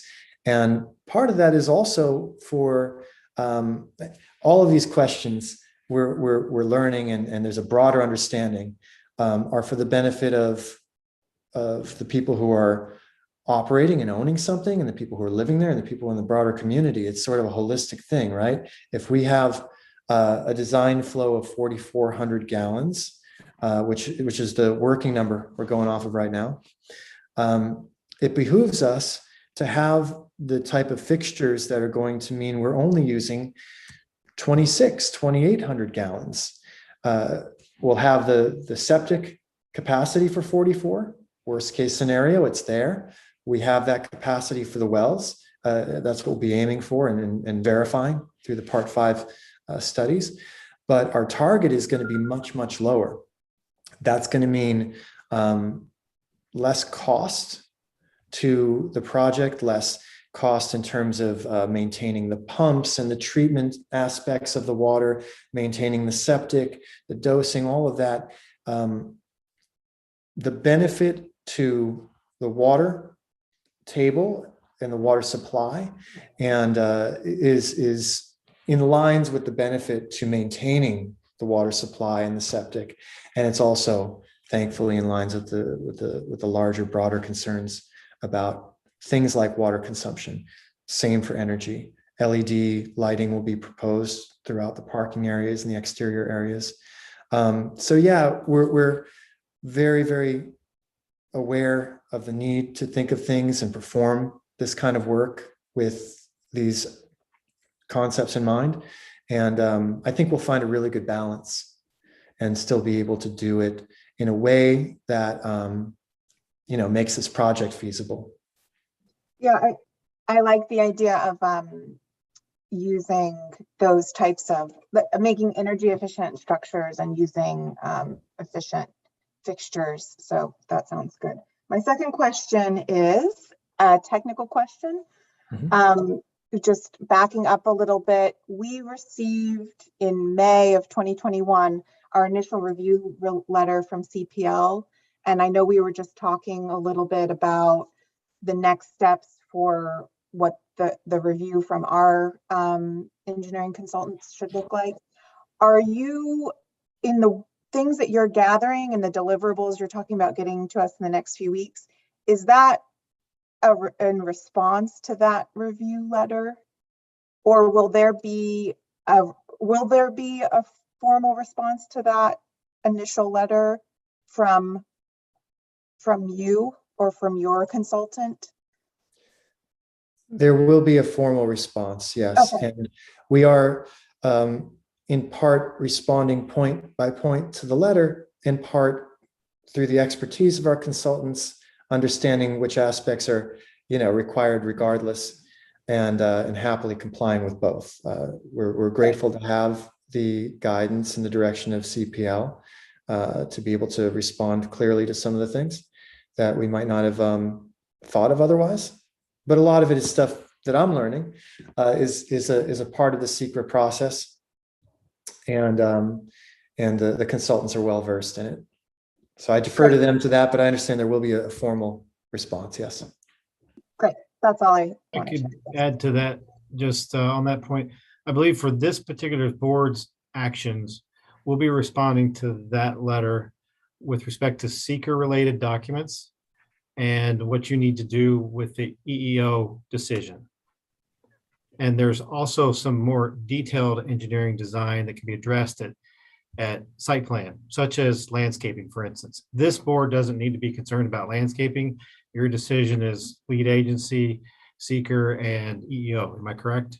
And then Yes, when to you get to the some planning degree, board, Skip, but we we'll do need to have a fairly detailed conceptual site plan, because one of the requirements of the EEO is that we sign off on the concept of the site plan, and that the final site plan, and I can't remember the exact wording in the code, but it has to be substantially harmonious or something along those lines with the final site plan. Sure. So certainly Substantial conformance with the Thank you. conceptual development plat that was the basis for the EEO. Right. So thank you for that language, Mary Lou. So essentially, while we don't need to see landscaping details, we do need to know areas that will be landscaped, things like that. Kanan, one thing to consider, and I can tell you the county planning department is really pushing hard on, especially on residential areas, to have at least 1 or 2 EV charging stations. You may want to look into that possibility. I know there is a cost involved in it, but it is a something the county executive feels strongly about, and because of that, the county planning department is putting that in almost every response letter back. So being that you're talking 40, are we still talking 40 bedrooms or are we down to 39 now? We're shifting between 39 and 40. Okay. Okay. But even still, given that I can easily see, in a 61 lot parking area, the requirement, the county will likely do a required modification, which the town board can overrule.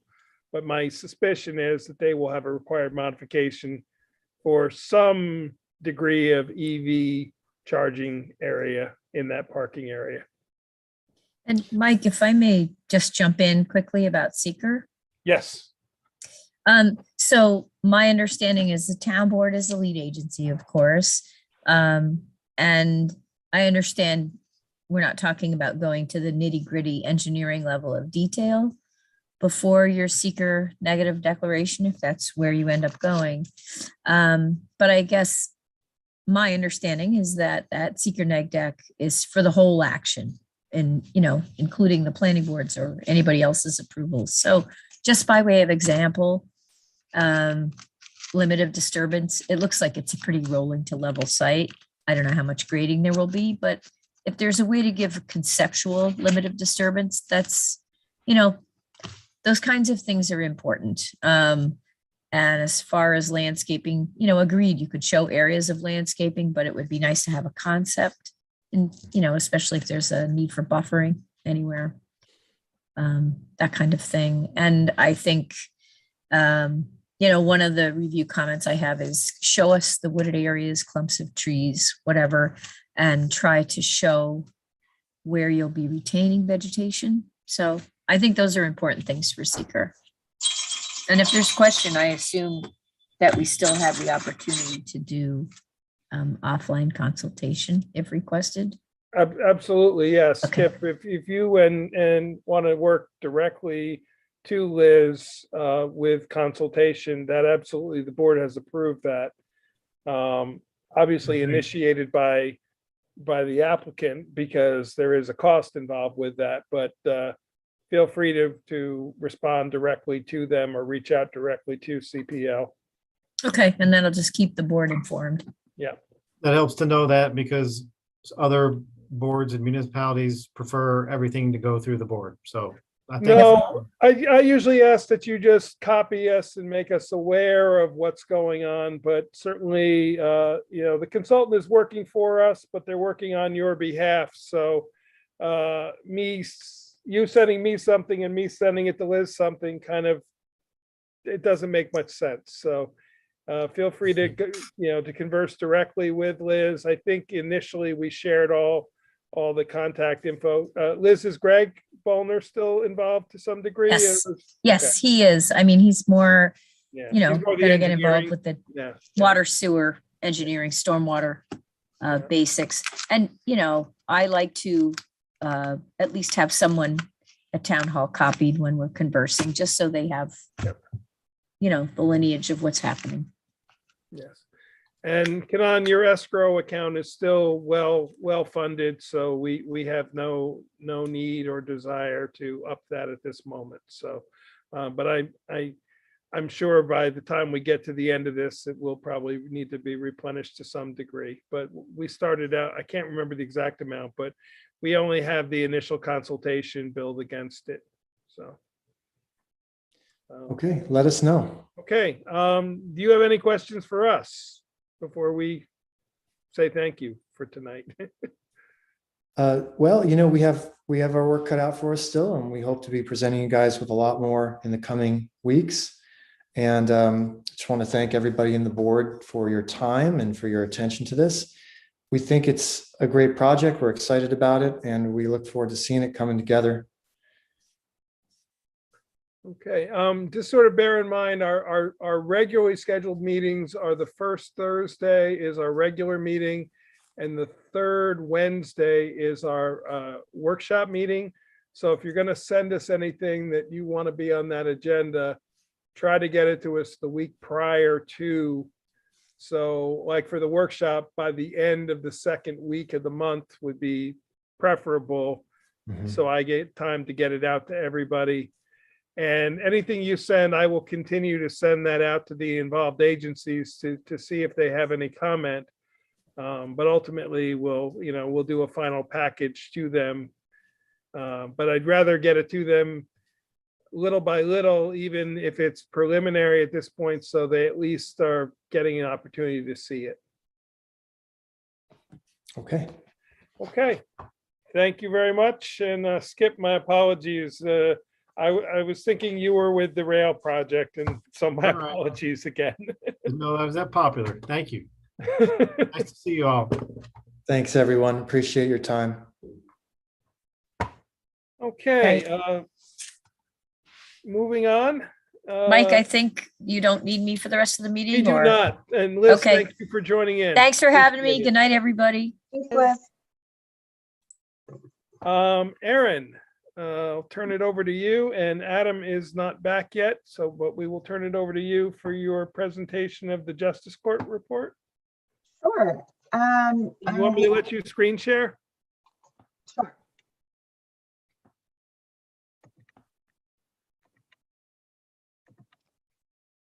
Getting it pulled up.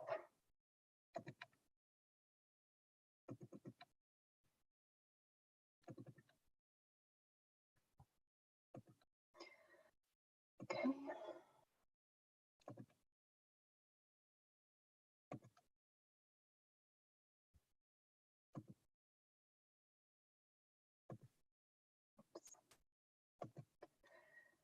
Okay. So Councilman Paddock and I performed the annual review of the Justice Court on Tuesday, February 8th, and had a follow-up. I did a follow-up on February 10th to ask a few questions and just get a little bit more information. This is something that we as a town board are responsible for because we are responsible for all fiscal matters of the town. All the fines that are collected from the Justice Court are deposited into each of the justices. Each justice has an account. Those fines go into it, and the state comptroller the town board receives a statement of what we owe to the state for those fines. So the justices write a check to the town, and then we're actually every month, that's one of the vouchers that we're signing is that payment. So we're paying that out, and we receive those funds from the court. So that's the biggest thing that we reviewed was making sure that all of those funds are accounted for and match up. And so there's a lot. I tried to make this report kind of as clear as possible because it actually takes quite a while to get used to all the different systems. They have a lot that they have to do in the court. So we were reviewing Justice Shaheen's records because it was for 2021 and Justice Laflamme's records. And I outlined basically what we found. Their records are very comprehensive and very clear. There were some issues, as I wrote about in my report, with staff turnover and an issue with the wrong email address on file from NCORT. So there were some things that they had to detangle last year, which we sort of knew about from the audit from last year.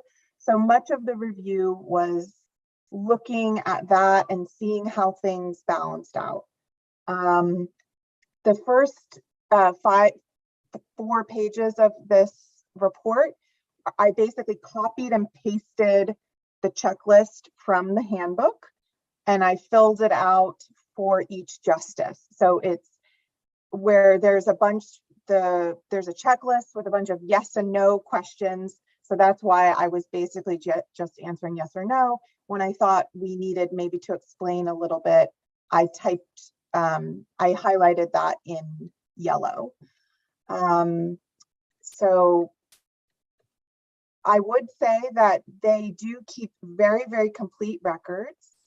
And it was very clear that in 2021, all the funds that were for the fines that the town was paying, that matched exactly what the court was receiving and filing for that month and paying over to the town. So that we were able to verify. And as I outlined in my report, the only major thing that we discussed was there's some bank reconciliation forms that were included with one of the justice's files that weren't in one of the others.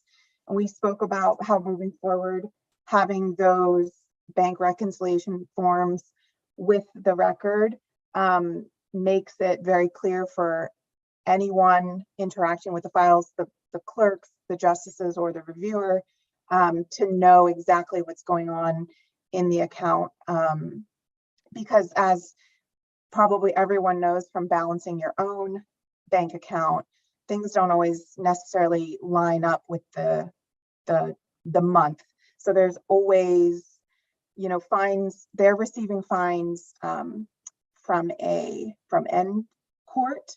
So they'll receive a fine virtually from someone just paying a fine at their home on their computer, or sometimes people will come in to the court and pay in person. So there's all these different ways in which funds are coming in and are accounted for. So in the end, we spent several hours at the court.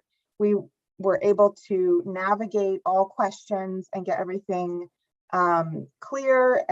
Both Councilman Pag and I felt really good at the end of the process with where we ended up. And I would like to thank both the court clerks and especially Justice Laflamme for spending, so much time answering our questions, making sure their files are available, and also the diligence with which they are navigating those systems. There's new people in the court, and they're all doing a really great job, I think, learning how to adapt both to the COVID-19 pandemic and to some of the challenges that they've had with turnover. So as I outlined, I think in the end, it was really clear that the records that are being kept are very diligent, and by the second time I went, we were able to look and see that everything was completely in order by December of 2021.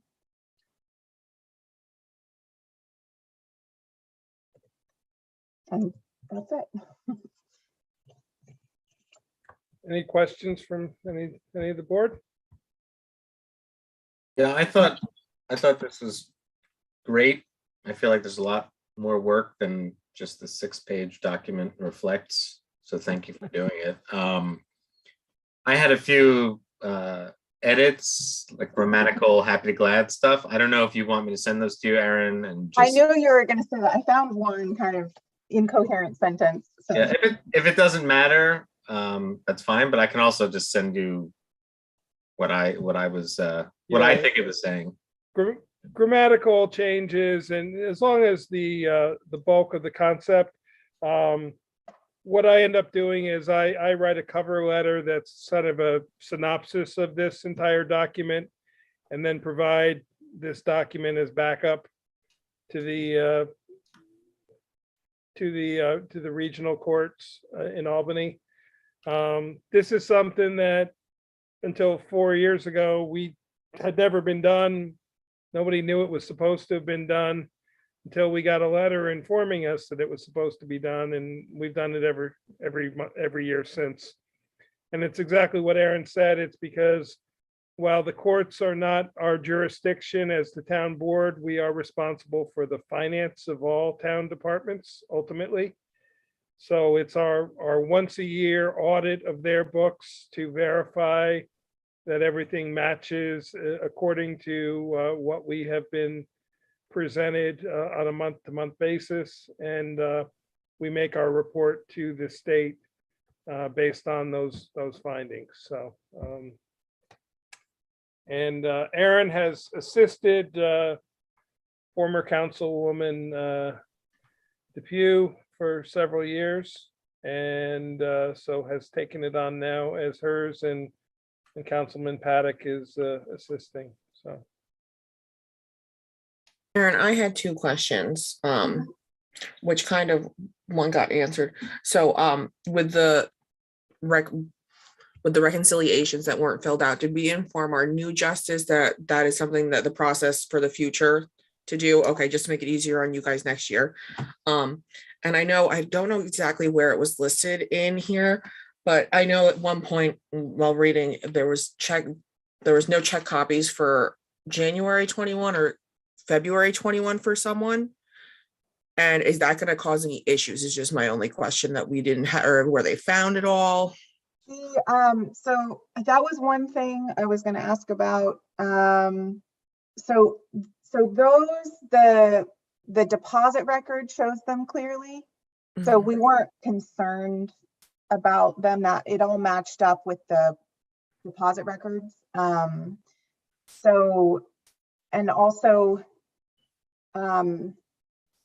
yeah, those all, they matched up. There just wasn't a copy of the Physical canceled check copy, okay. included in the later months. They're included in the bank statement, so it was like made it really easy, but in those 2 months they weren't. So I did, when I was typing this up, I had neglected to get the checklist. Asks for the last check number, and I didn't write those down. So with the board's approval, I was going to ask if I could get that tomorrow and just include it in my report so that there's not the blank. But we did check them. Everything was in order. I just didn't write that down in my notes when I left. So that was the only thing I was missing, is those specific numbers. And I could double check that for you, but all the deposit, like there was a statement, and that was the check.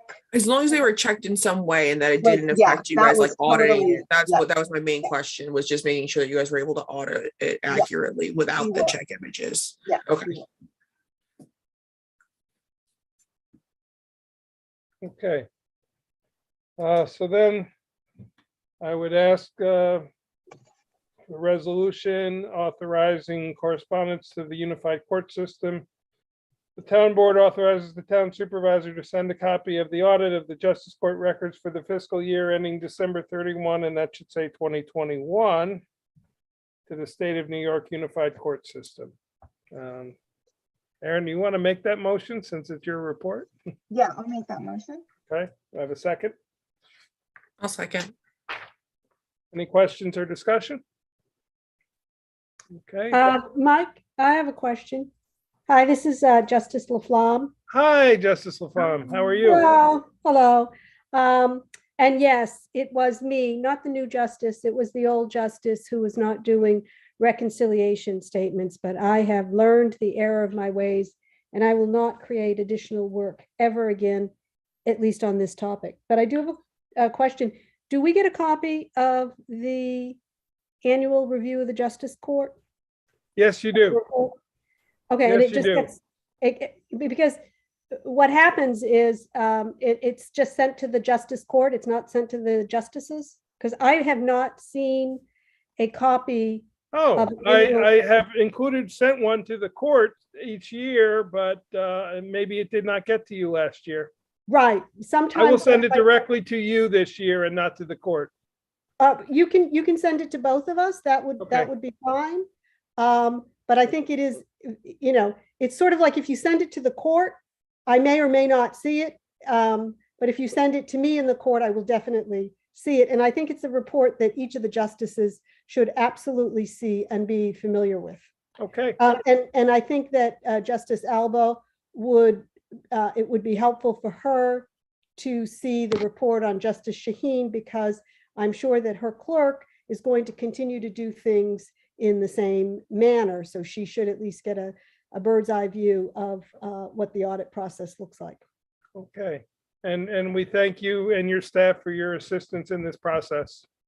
Oh, it's my pleasure, and more importantly, it's my duty, so.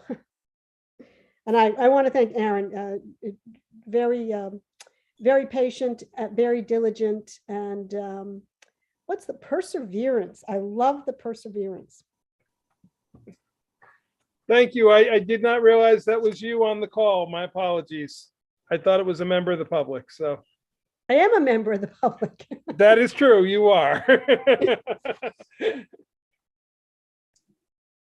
Okay, so I have a motion. Did we get a second? I don't believe Yeah, I so. did. Okay, I second. okay. Are there any questions or discussions? If not, all in favor? Aye. Any opposed? Any abstain? Okay, next, we'll involve Mary Lou. Aaron, if you want to stop sharing, if you would, thank you. I'll let Mary Lou explain. These were the two land lease agreements that we signed to extend the lease with the cellular companies. They came back yet again with another change in the language. Mary Lou reviewed them, and Mary Lou, why don't I let you take it from there? Sure. The change is actually, it's a clarification. And I have to apologize because on the email to me, they had the actual language change, which for some reason is now just showing up as image and it's not opening. So I can't read you the exact language, but I don't know if they have 14 attorneys who look at it separately, or if there's one attorney who keeps looking at it month after month and saying, oh, one more thing, but this is to our advantage. They would like to amend this to change some language that will guarantee that we as landlord continue to receive revenue share profits for existing collators, licensees, subleases, tenants on the towers. So both of the next two resolutions would accomplish that. I think, it's there anyway, but they think this makes it a little clearer and it's to our advantage. So I would recommend that you go ahead and hopefully they'll finally say, this is perfect, and they'll give us money or give you money. They did assure me that this would be the last. Apparently it goes from department to department, and each legal counsel of each Okay. department Okay. weighs in on it. And I So mean, when did we first pass this? I know it's in your resolution, like we initially early passed fall. it sometime in the fall, Right. and we made one minor change that you agreed to and said it did not need to go back to the board. Then we made Right. another change that we readopted, and now this is change number 3. But I Yeah. will Okay. say, So it is 3 yeah. different attorneys. It's not my Yes. imagination. no, but they did assure me that this would be the last That's the one. last department. Yes, Okay. I wish they would get them all together I at the Agreed. beginning and look it over before they provide us with their contracts. yeah. So the amendment to resolution 249 is the Town of Rochester Town Board, on request by American Towers LLC legal counsel and acceptance by the attorney for the town, authorizes the town supervisor to sign the amendment proposed to the First Amendment to land lease agreement by and between the Town of Rochester and Municipal Corporation and American Towers LLC, a Delaware limited liability company, to extend the land lease entered into dated July 11th, 2007, as the same may have been amended from time to time and originally commenced on July 11, 2007. The property that is the subject of the lease is located at 100 Airport Road, Accord, New York, 12404. This lease amendment provides for up to 8 renewal periods of 5 years each. The Town of Rochester shall receive a lump sum payment of $30,000 in consideration for the lease amendment. I'll make that resolution. Do I have a second? I'll second. We've already discussed, so any other final questions? Not, all in favor? Aye. Aye. Opposed? Abstain. And next, this is amendment to resolution 250 of 2021.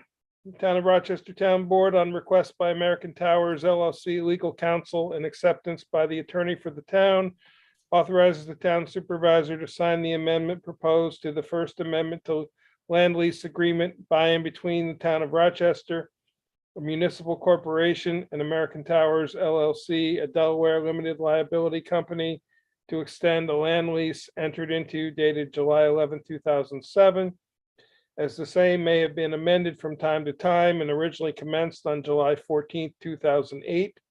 The property that is the subject of this lease is located at 6140 Route 209, Cohaston, New York 12446.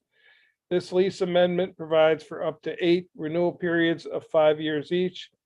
Town of Rochester shall receive a lump sum payment of $30,000 in consideration for the lease amendment.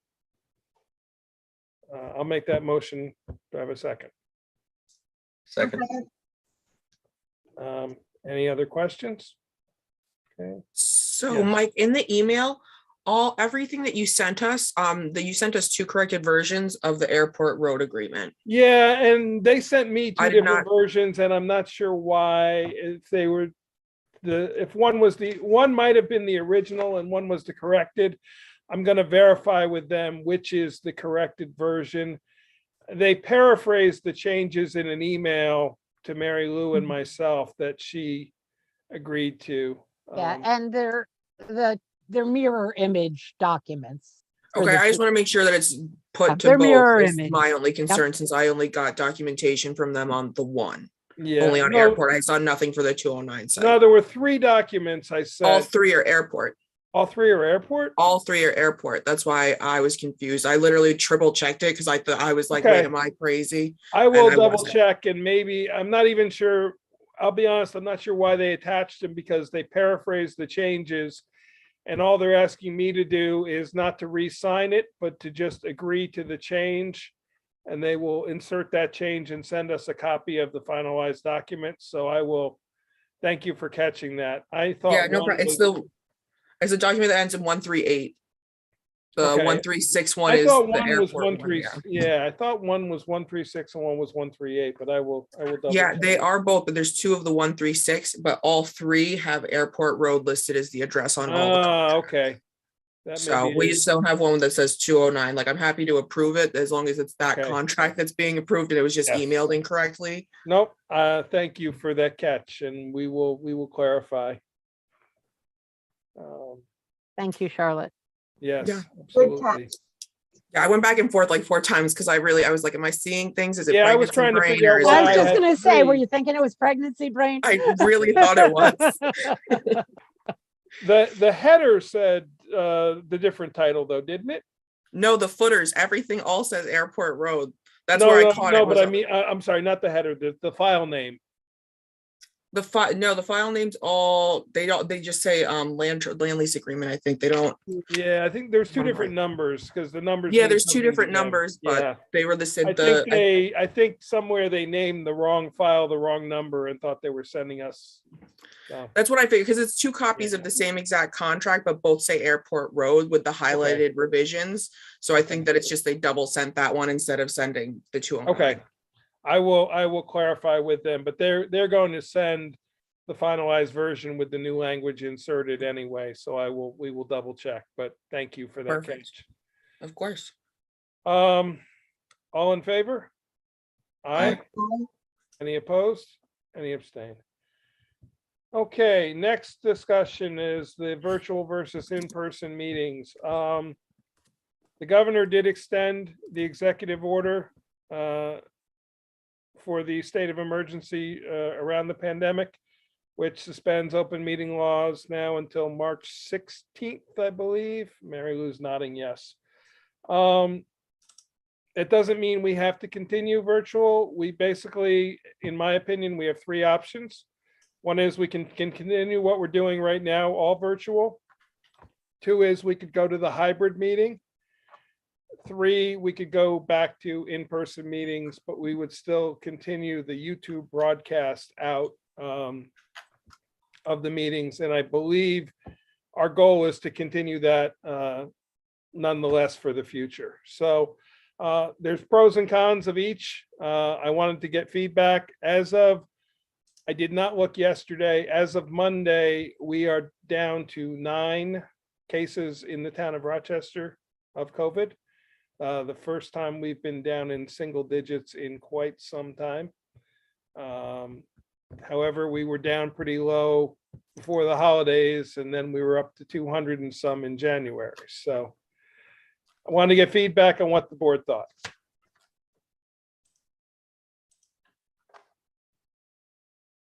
Rochester is at 12. I was gonna 12. say, I read this morning, I thought we were at 12. Okay, yeah, Monday we were at 9, so obviously we went up a couple, but Yeah, county numbers went up, not as significantly as they had been, but the last 2 days they have gone up again. Yep. But in the tens instead of the hundreds. Aaron? Charlie can go, sure. Thanks. I personally would feel more comfortable if we finished out this month's meetings is virtual, just to make sure that the numbers stay down through the end of February, and then starting with our March meetings, I'd be happy to go back in person. I think I'd be comfortable with that myself, where the numbers are at.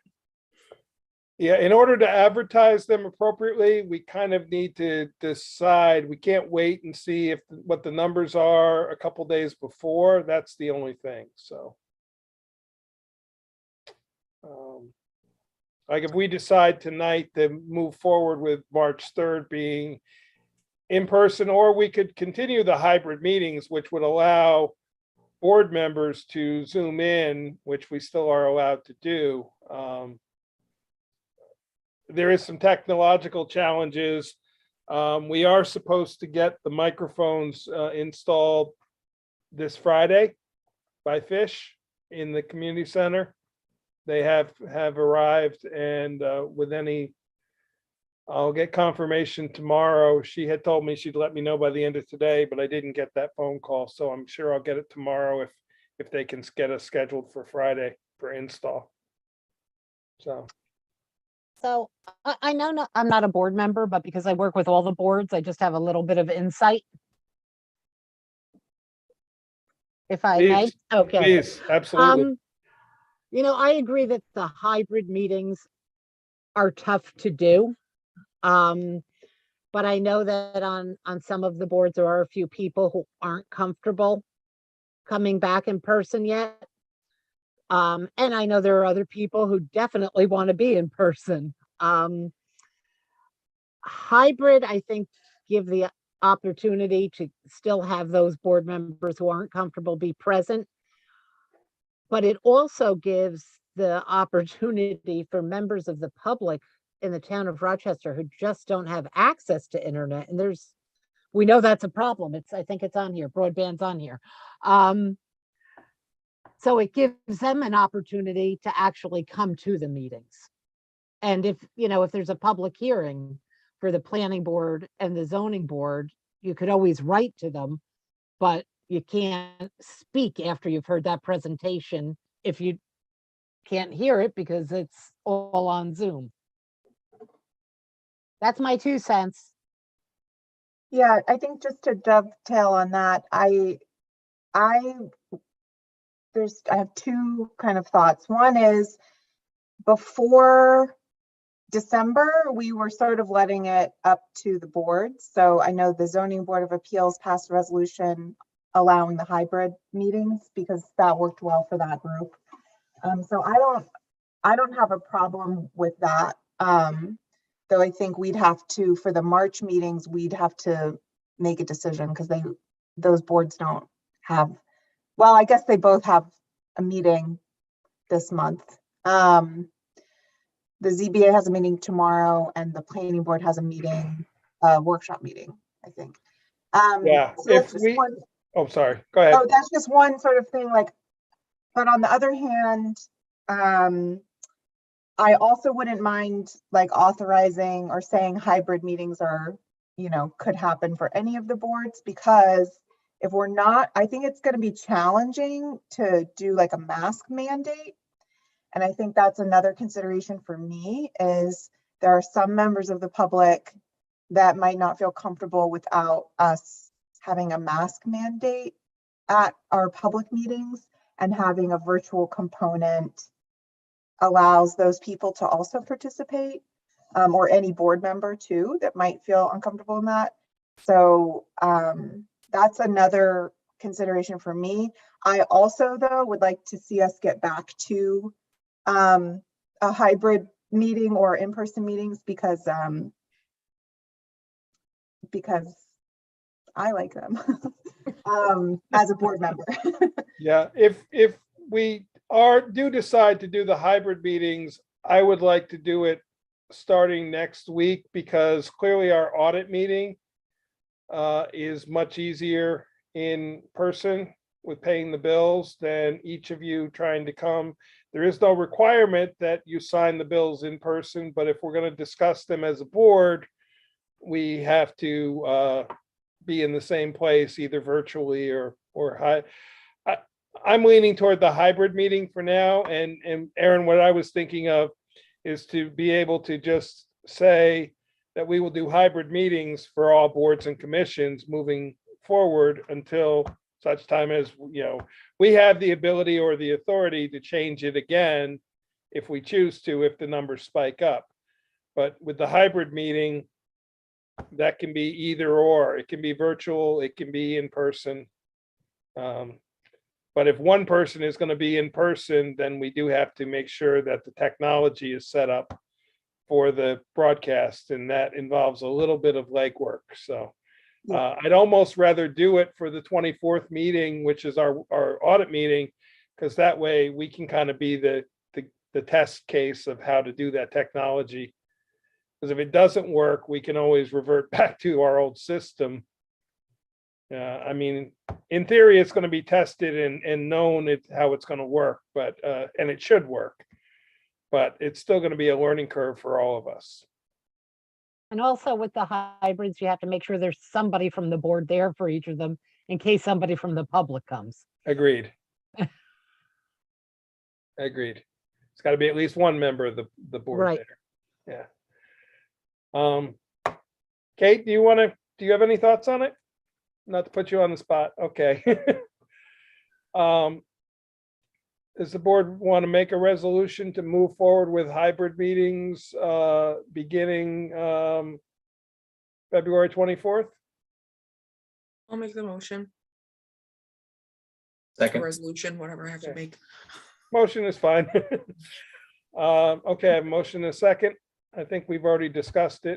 Does that Yes. apply though to the ECC meeting? Because Would apply to all boards and commissions. they have a meeting on Monday, so if they decided they wanted Their to meeting is on the 28th.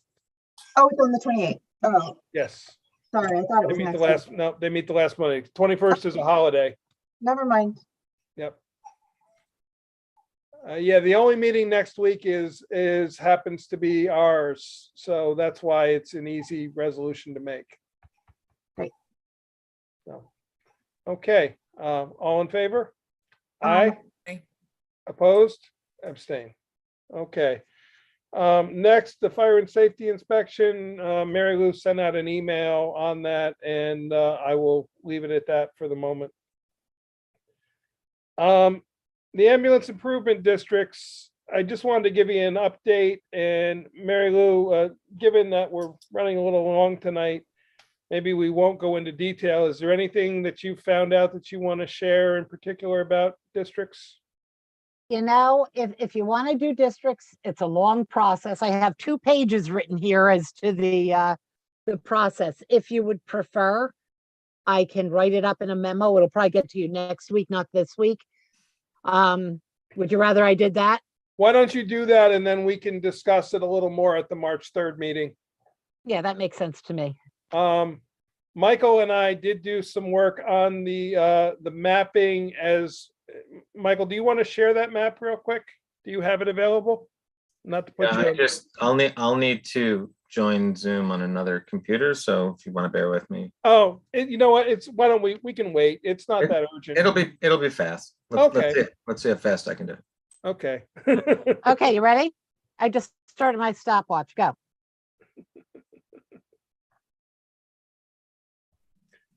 What you will see is the SBLs, there were some holes in it. There also are some properties that are on roads that some of the properties on the road are in Marbletown's district and some are in Cohasson, but they're dead end roads that only have access from the Marbletown side. It kind of makes no sense that those other properties are in Cohasson.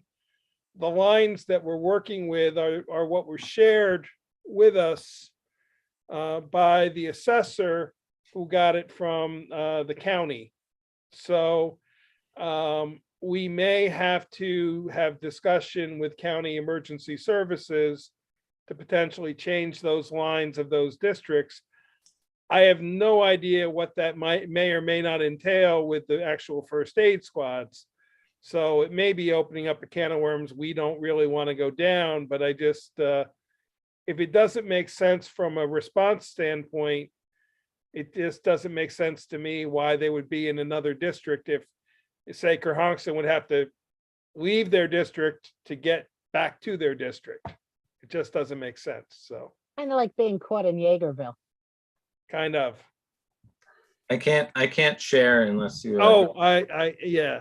Where I are was you sharing ready. it? I was ready like 20 minutes ago. Yeah, you're sharing at the new. There you go.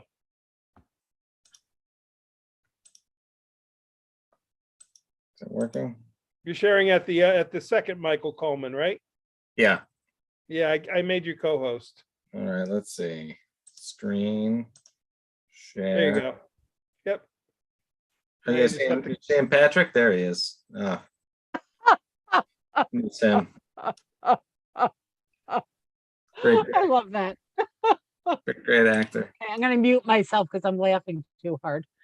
What am I showing here? Okay, We're gonna so show that map that you made for Yeah, for me of the there you go. so these were the actual SBLs that aligned with what you sent. Yes. Some streets on here.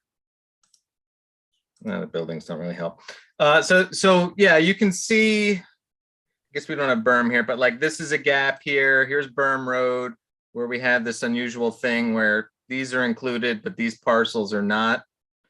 And then Mike, you remember we were looking at, there was that other road, I think it's up in the Vly up Yeah, here. up in the Vly, there's a section that is it's a dead end road. It's Deer Tail Trail, which comes in from Marbletown, and the only access is from Marbletown, and that also is included in it. So Yeah, so this is that section here, this green.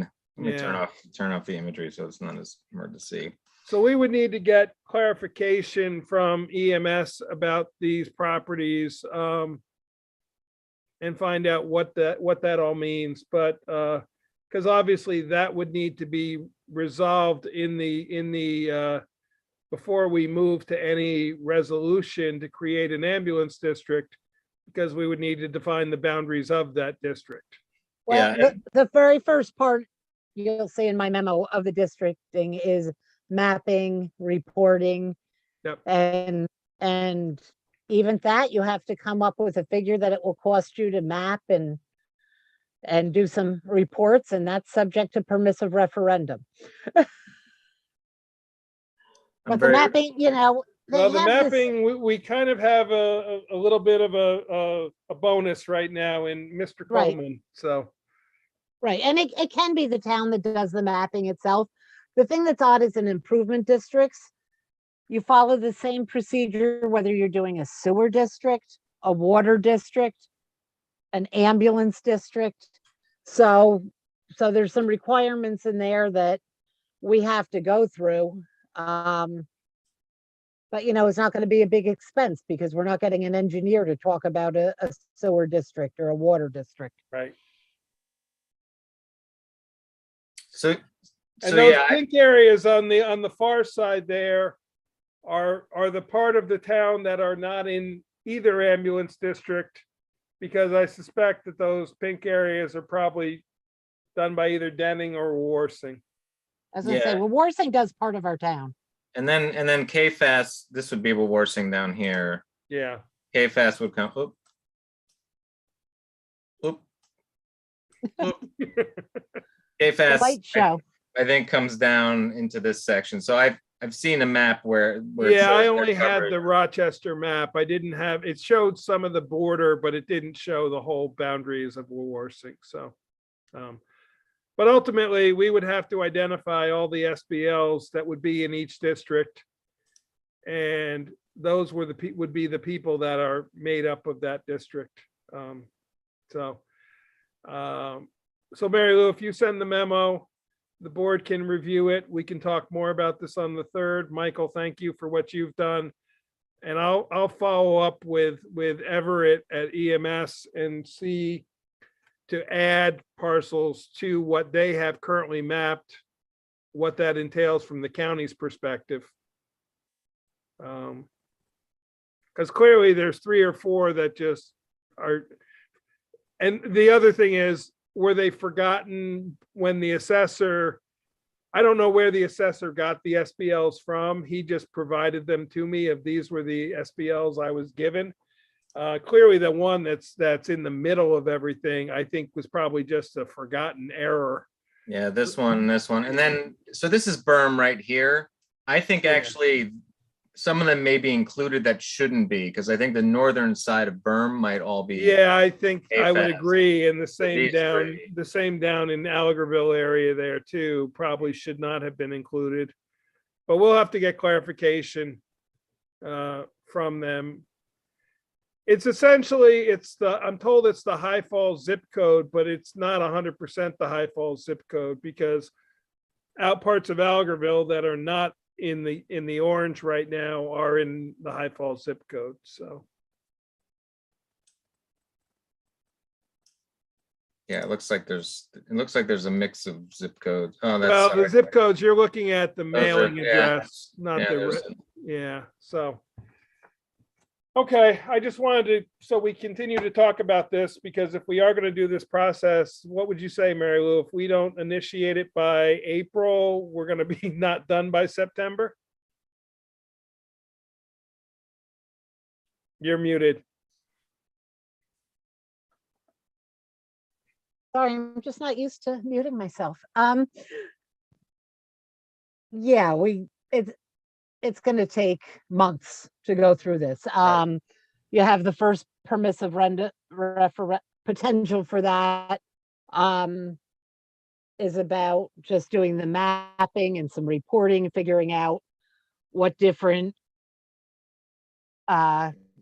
charges there would be for the typical homeowner, and then after that, after you get all that information, then you have another public hearing, and that's your decision after that is subject to a permissive referendum, and depending how it's being funded, it might have to have permission of the state controller. Okay. Okay. So I don't know that you'll be done by September in any event, Okay. but maybe we can try and push I it. don't know that we need to be done by September. It's just to create the budget, but for that district, which we need to have special districts. I'm not sure if they have to be in the preliminary budget for September 30th or not. I do not know. Yeah, so. Okay, moving into discussion items, broadband. I emailed all of you the notice that we received from the Public Service Commission about public hearings. They're virtual, or you can submit written comments. I'd ask you to share it with anybody and everybody you know, especially those who are unhappy with either with the broadband they have, or with the cost of broadband, or with the fact that they don't have it. I get the impression, one of two things: either this is a process that they're doing because they have to. I just got the impression this time, for the first time, that I think they really are starting to pay attention. And the fact that they scheduled 8 different public hearings says to me that they are taking this seriously for a change.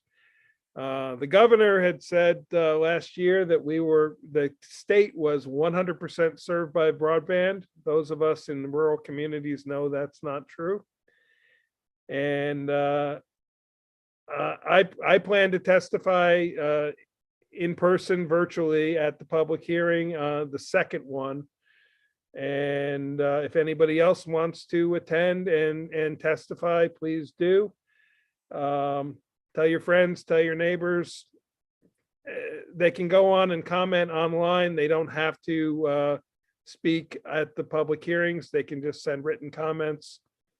And there is also a broadband survey that people can take regarding speed of broadband. But I'm starting to see that maybe they're going to consider this as a public utility. And ultimately, that's been the goal of many of us, to try to get it classified as a public utility.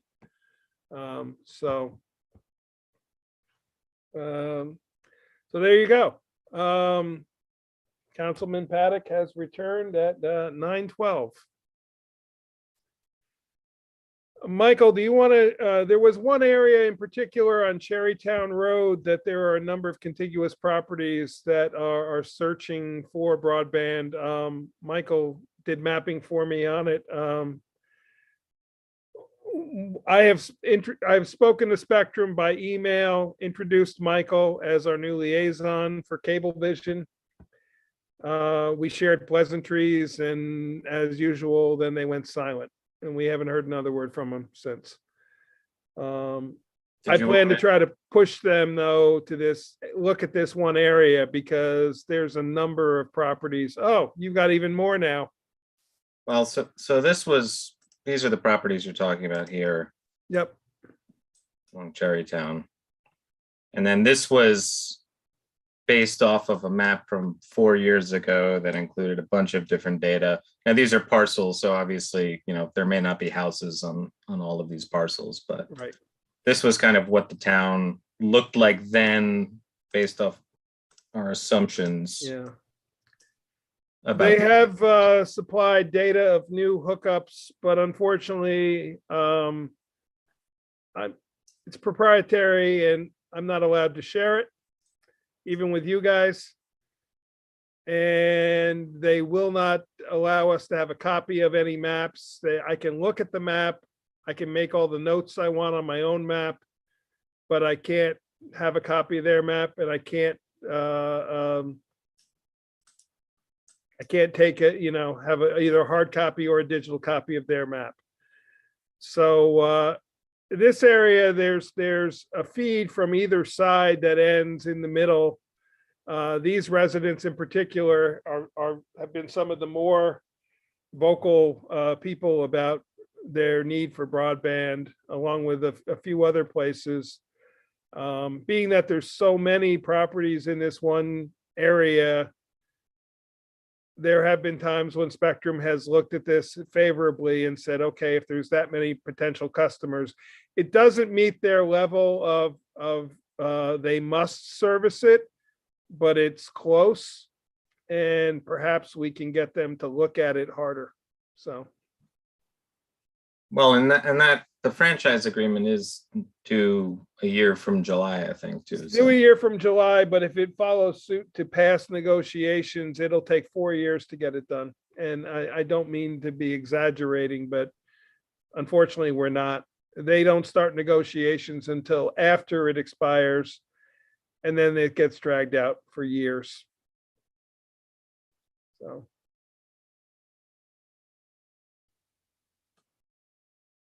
Well, if people want to be included on the map or don't have access to broadband, they should let us know, and we can make sure we have an accurate breakdown of that.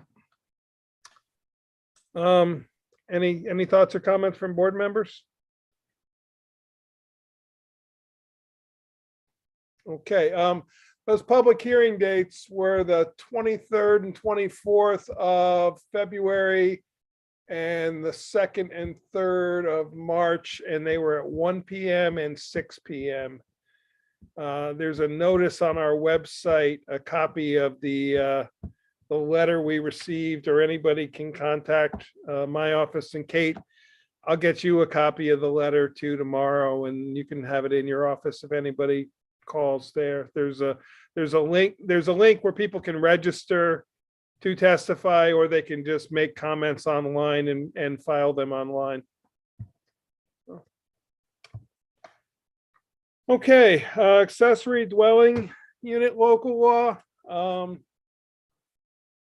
Aaron, thank you, and Charlotte for your work on some amendments to that. I have a draft version ready to present.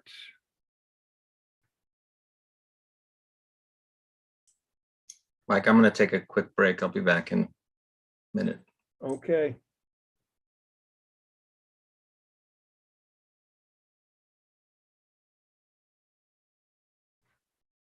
This is discussion item Q.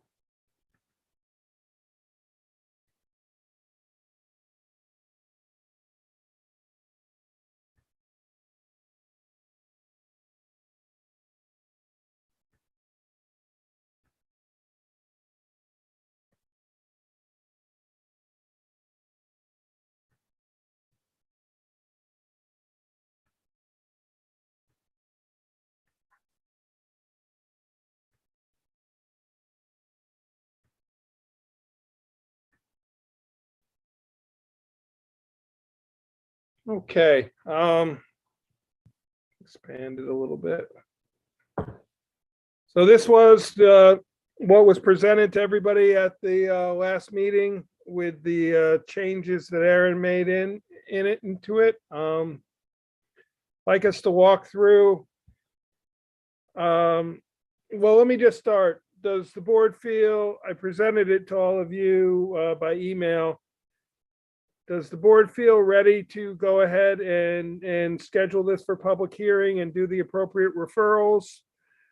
We can certainly walk through it and see if we want to make any tweaks to it this evening. But I think it's important, and B, I think it's ready to go, is my personal view. I also think it's ready to go after reviewing it and sending changes with Aaron and then reviewing it again before this meeting. I think that it's pretty solid, and I think that I'm comfortable with it going to vote next meeting. Why don't we go through it and make any tweaks we feel we need to tonight? Then we'll do a resolution to set it for a public hearing and to refer it to the various agencies that need it referred to. So Aaron, the changes are now incorporated into it. They're no longer redlined. So why don't I let you sort of take the lead on walking us through section by section, since you were very involved in this process. Sure. Am I unmuted? Yep, you are. Okay. So we have the purpose and intent that I think we reviewed at the last meeting. I don't know how in depth you want me to go through this. I think unless somebody has a specific question, why don't we just go section by section, and if anybody has questions or comments, we'll go from there. Does that make sense? Yep. Okay. So definitions, and we don't have to get to the extreme level of like, that I want to change that one word unless it's a major intent change. Right. But if you think something shouldn't be there or should be there that isn't, kind of now's the time to speak up. In the gross floor area, should we have unfinished attics included in that, or was there a reason they weren't included in that? If I recall, this is the definition that we got from like Probably fire and safety. from the building and fire code. Yeah, from building and fire code.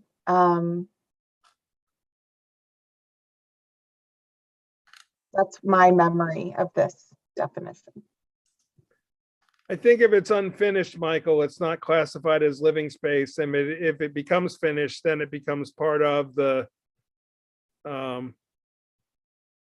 gross floor area, I believe. Okay. we can certainly double check that against the building code. We also can always just have the fallback and say as defined in this New York State Uniform Building and Fire Code.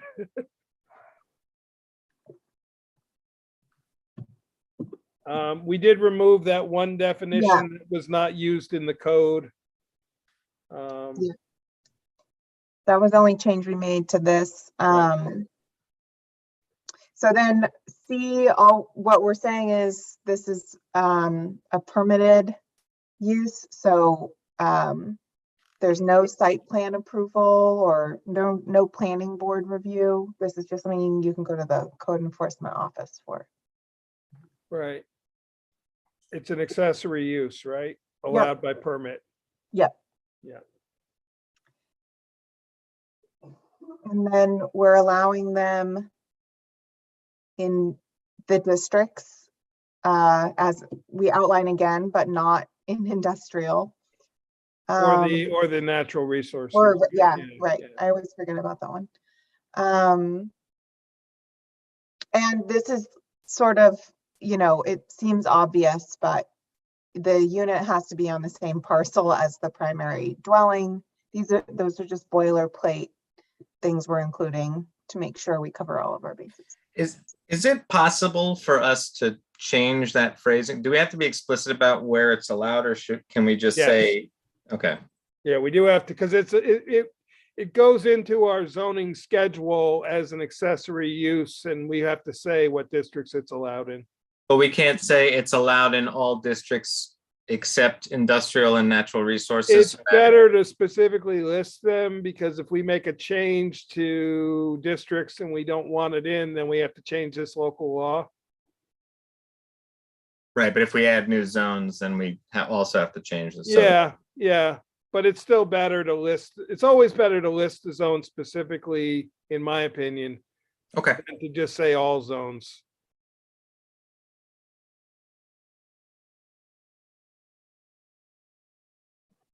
Okay. The lot requirements. So this, again, if it's sharing a foundation with the principal dwelling or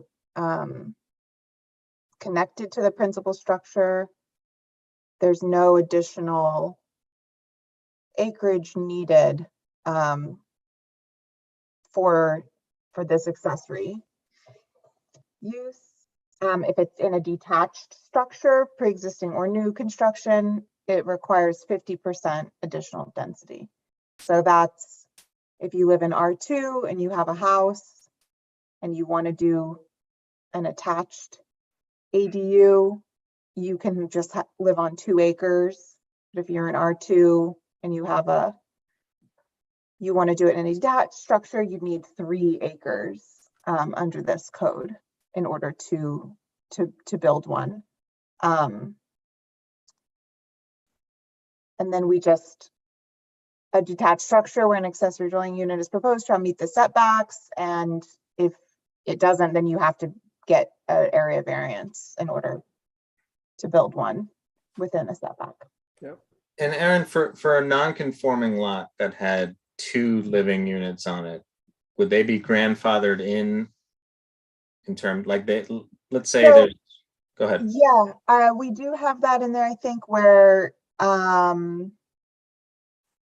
thought we put that in that if it makes something conforming, then like if that would make that conforming, then that's okay. But if it's a non-conforming lot with regard to acreage, you wouldn't be able to build an It's kind of ADU. covered in number 2, where you say pre-existing or new. Yeah. So I guess the question I'm asking is if I had a non-conforming lot with 2 dwellings on it and it was operating today as a short-term transient rental, and this law were to go into effect, would that then have to be subject to the ADU laws and therefore not rentable as a short-term transient rental? No, if you have a permit for the short-term rental, Right. then it's your choice. it would be the applicant's choice. But whether they want to do, if they're able to do it according to the short-term transit rental law or not is in that law. But new ADUs cannot become short-term transient rentals. Correct. Okay.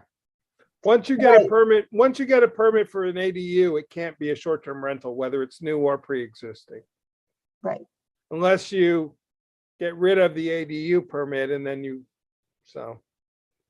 it can't be both. Whether it's new or pre-existing. But an ADU can never become a short-term transient. Isn't that what this law is doing? That's what this law says Yeah. currently. But that's the purpose, to encourage people to make it ADU, so we get some housing units in the community. Yeah, understood. Yeah. The prohibitions.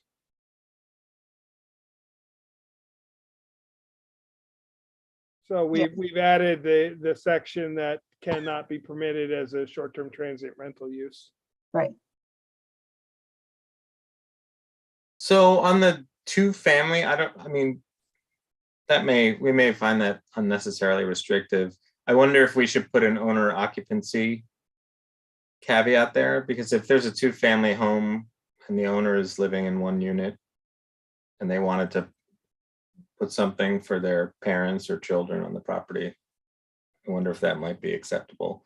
I get the multifamily, or when you go beyond two, but We could just change it to multifamily, because multifamily is 3 or more. I don't know. I wonder what other people think about it. You could have, though, it would be a sort of a way to work around it if you had a two-family that was not owner occupied and you suddenly wanted this to be a third unit on your property. So I guess you could say owner occupied two-family, but I don't know. I'm fine leaving it as it is for now. Yeah.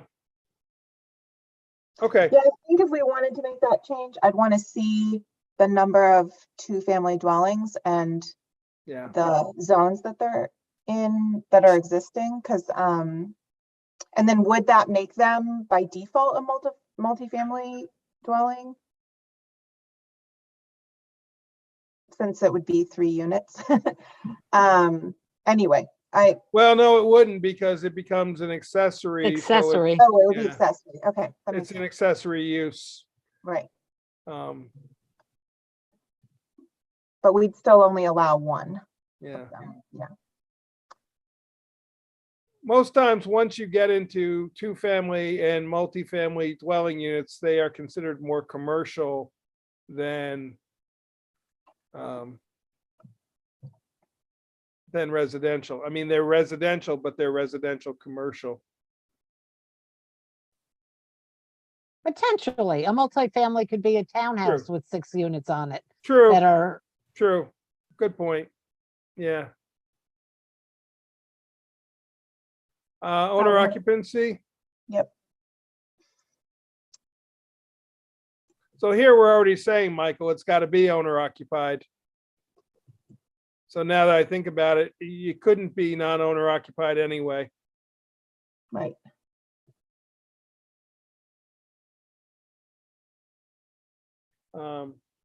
C of O. So this was, I thought this was what you were asking about earlier, Michael, that if there's a property that has an accessory dwelling unit on it that isn't currently legal, and this would make it legal, and that's the only building violation, then you could get a certificate of occupancy for that if you applied for the ADU under this code, but no other building violation. But I thought that's what you were asking about before, in which case you wouldn't be able, if someone had another dwelling that wasn't legal, they wouldn't be able to, they're legally not supposed to have it as a short-term transit rental either, so. Aaron, the permanent foundation, we're saying ultimately that you couldn't put a manufactured house on as the accessory dwelling. Is there a reason about the permanent foundation? I thought it had more to do with trying to keep tiny houses from being allowed, but is there another way of phrasing that? I don't know. Yeah, manufactured housing can be on a permanent foundation. It can be, yeah. Okay, let's leave it for now. We'll see what the county comes back with comments. Yeah. The maximum gross floor area, I'm assuming you got that from the templates that were out there. Yes. I wouldn't mind seeing that a little bit larger. I think Marbletown might have 900 as the max. Yeah, they did 950, I think, or 900. Yeah, so I think we could be flexible in that. I don't know. Want to change the max to 900? I'm fine with that.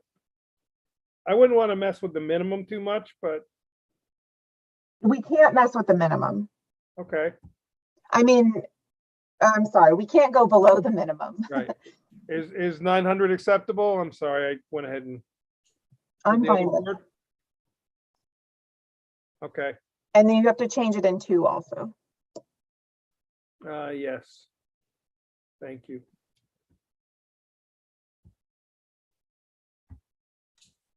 Getting towards my favorite one. Okay, number of accessory. 1 on each parcel. Yep, your favorite, Michael. Take it out. Well, just 1 and 2. Just 1 and 2. We can see what the public has to say. I don't think it's necessary, but.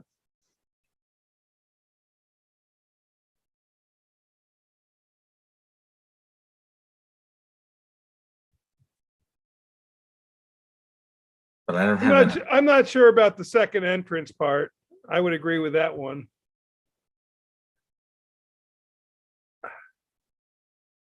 Yeah, I understand why people are concerned, but I also think, Yeah. want to put What's something that. the point of the second entrance, Aaron? I don't think, I didn't put that in my original draft. I think we got that maybe from some design guidelines. Yeah. In the ZRC. I think it's just supposed to, I don't know what the. Yeah, I mean, I'm trying to picture what it would be if it looked like what would the yeah. I'm trying I to don't picture see it. it. I would like to say we remove 2 personally. Anybody else have any feelings strongly one way or the other? Yeah, I think just remove that and then keep going up and do 1, 2. The fear might be that I'm okay with taking it out also. I think maybe the fear comes from it being like a shoddy looking entrance or something, or like not. Yeah, but we don't. But I don't know. Have any regulation over single family homes appearance either, other than it has to meet building codes. So when we want to encourage these, why would we make it harder? Yeah. So I agree with that. Yeah, and on the exterior appearance and style, like if somebody wants to buy like a prefab or a kit house, like, and it doesn't look like their primary structure, but that's the most cost-effective way of doing it. I don't know why we discourage that if the intent is to give people options here. I know somebody may put a gingerbread house on their property, but it's, if that's what they want, that's what they want. I tend to agree with Michael. If it meets building code, why are we suddenly worrying about the look? You want to do just a poll of whether to take 1 out or not? I could be convinced. I know Michael's opinion. Adam, Charlotte. I mean, I understand not wanting to limit people on it, but I mean, style is, you can interpret that word differently to meet the style of a house. Like, just because I have a blue house and my garage is tan doesn't mean that they're not within the same style if it's the same border, same To And me. bear in in my mind, it's the code enforcement officer reviewing this. It's not going to the planning board. It's not going to a committee to review. Maybe we should say maintain similar exterior appearance, so then there's wiggle room, but it does have to stay within close to it, because I mean, I'm just thinking, I don't want someone to like pop up a giant, like a hot pink cottage. And I mean, I think that's their prerogative if they want it, but like a crazy elaborate color Well, when you're but, next to a but, farmhouse but or we, something like that, but you we don't know? have that same authority over a single family home. So why would we give ourselves that authority for these? I'm kind of playing devil's advocate here, but we can't stop somebody from building a hot pink single family home if they want to. You're not wrong. Yeah. So I mean, I just mean, I get like not wanting like a farmhouse and then a modern style cottage on it. yeah, That doesn't. I like, get it, but we don't get it. do it anywhere Yeah. else in the code is my point. Yeah, and Adam raised the point last time, I think, if there were concerns about, manufactured housing or people putting it. But again, if the intent is to increase housing availability, and that's the most cost-effective way, I don't know if we should limit it. Yeah. Adam, any thoughts? Yeah, I have a friend in Baldwinsville, New York, that gets a fine if his grass grows too long, and he's not allowed to have a clothesline on his property. And so obviously nobody wants that. But also in the town of Rochester, there's a beautiful subdevelopment with a pink castle fortress built in the middle of it. If you ask the neighbors if they wanted that, they probably don't either. Again, quite honestly, we don't have anything in the code. I don't think this is the place to start with it. If we were ever thinking about, increasing the aesthetics of the town of Rochester, I don't think this particular law is the place to start.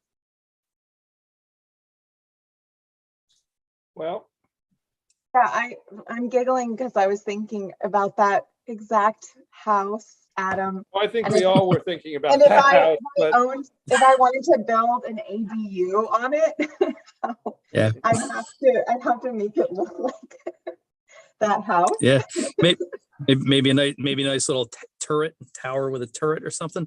But Listen, the bottom line is again, let's just do a poll then to take it out or not. Adam, take it out or not?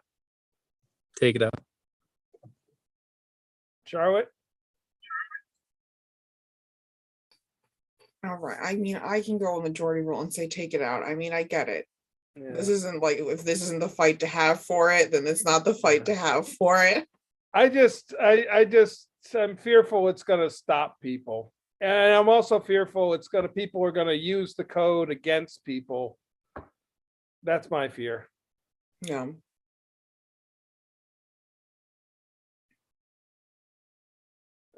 I don't need to bless It's my. kind of arbitrary. Look, I say take it out. You guys should see where I grew up. Okay.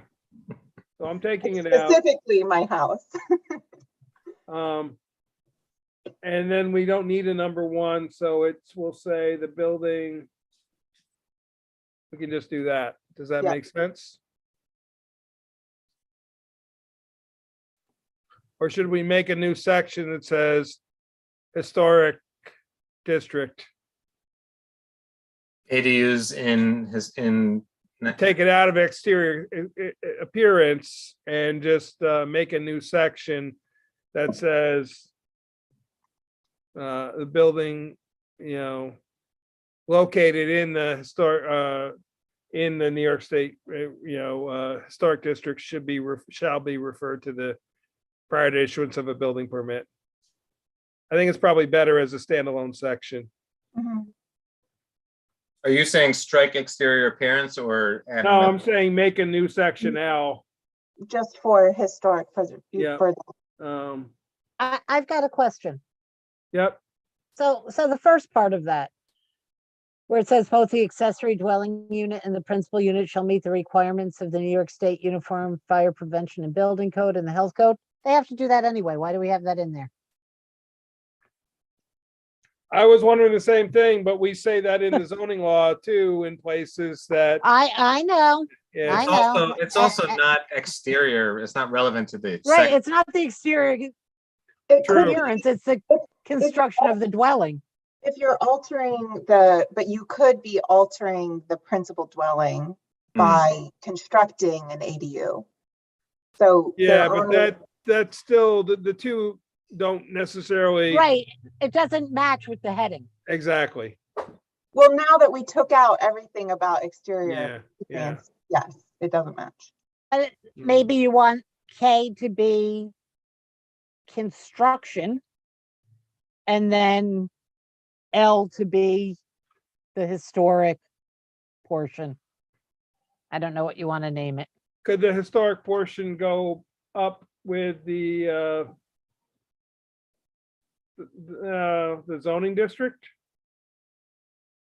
No, because it's not a zoning district. No, that's true. Not yet. Just say National Register property or something like that. Yeah, Okay, so we're gonna change exterior appearance to construction.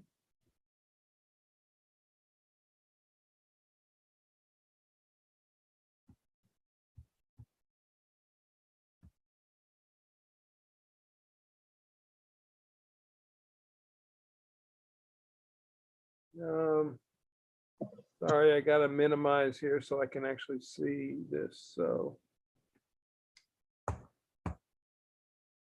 And we're gonna call this.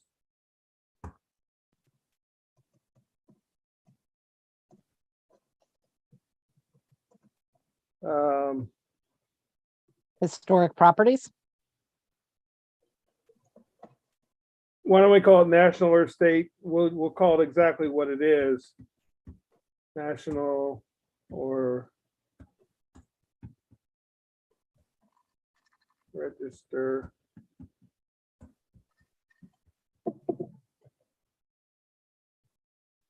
How about designated historic district properties?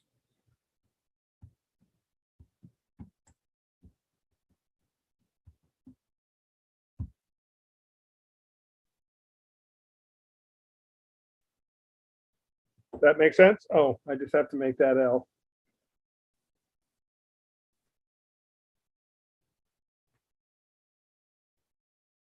Why didn't that work?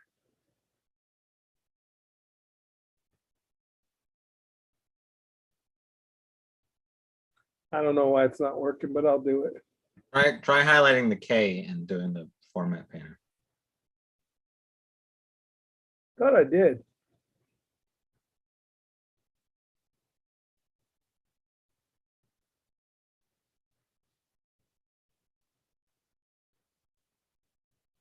I don't know. I'll go back and fix it. I know what we need to do. So moving on to septic. That's a given. So one other question unrelated. So once you put an ADU on, back to our earlier conversation, it would survive the sale of the property, right?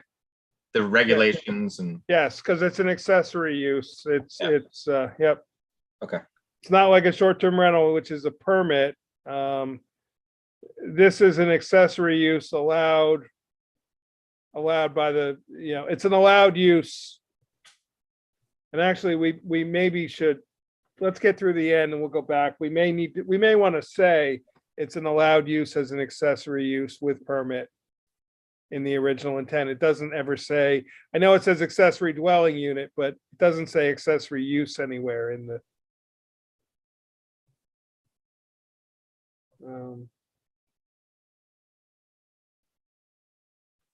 So the parking is as provided by the code. The fire and safety inspection. So by doing this and getting the permit, they will have to get the fire and safety inspection. We will tweak that if we need to. Biannually means every other year, right? Yes, Well, I think it could mean either twice a year or every other year, but I think it's Um, semi-annually for twice a year. Yeah.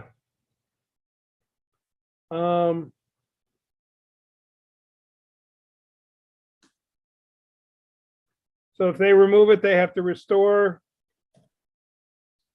Yeah, what's the reason for that?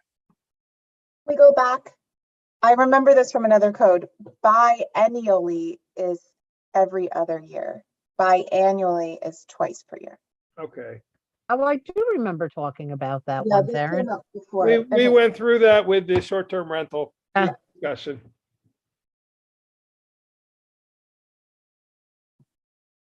So the reason for the removal is so that they just don't move out and just, the unit just falls apart, and or if it's a manufactured house, it doesn't just sit there and become a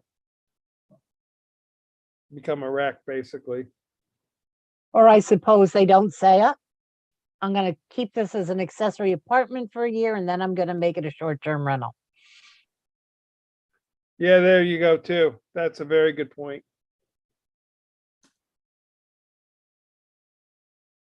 Okay, so going back to the beginning, I think we need to say the town board authorizes the code enforcement officer to issue a zoning determination to property owners.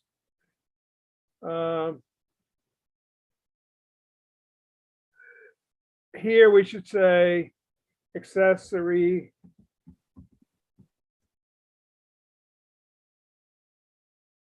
dwelling units. Actually, probably down in the zoning districts is better to do it there. Yeah, Permitted in zoning districts as and that- allowable use,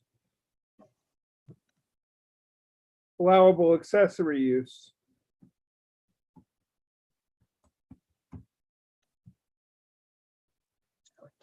Does that make sense?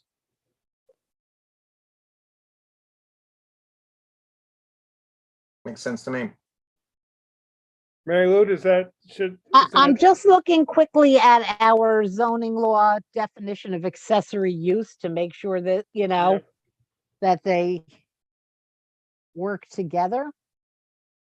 Mm-hmm. Accessory building or structure is a building or structure incidental, related, appropriate, and clearly. Or should we say subordinate- principal permitted accessory use? And then a use incident. No, wouldn't be principal. Now this would fit under our definitions. Okay. It keeps it simple. Mm-hmm. Yeah, as Okay. long as it's clearly subordinate. And when you're having a 1-bedroom house, it's clearly subordinate. Okay. Mike, can you scroll down just a smidge?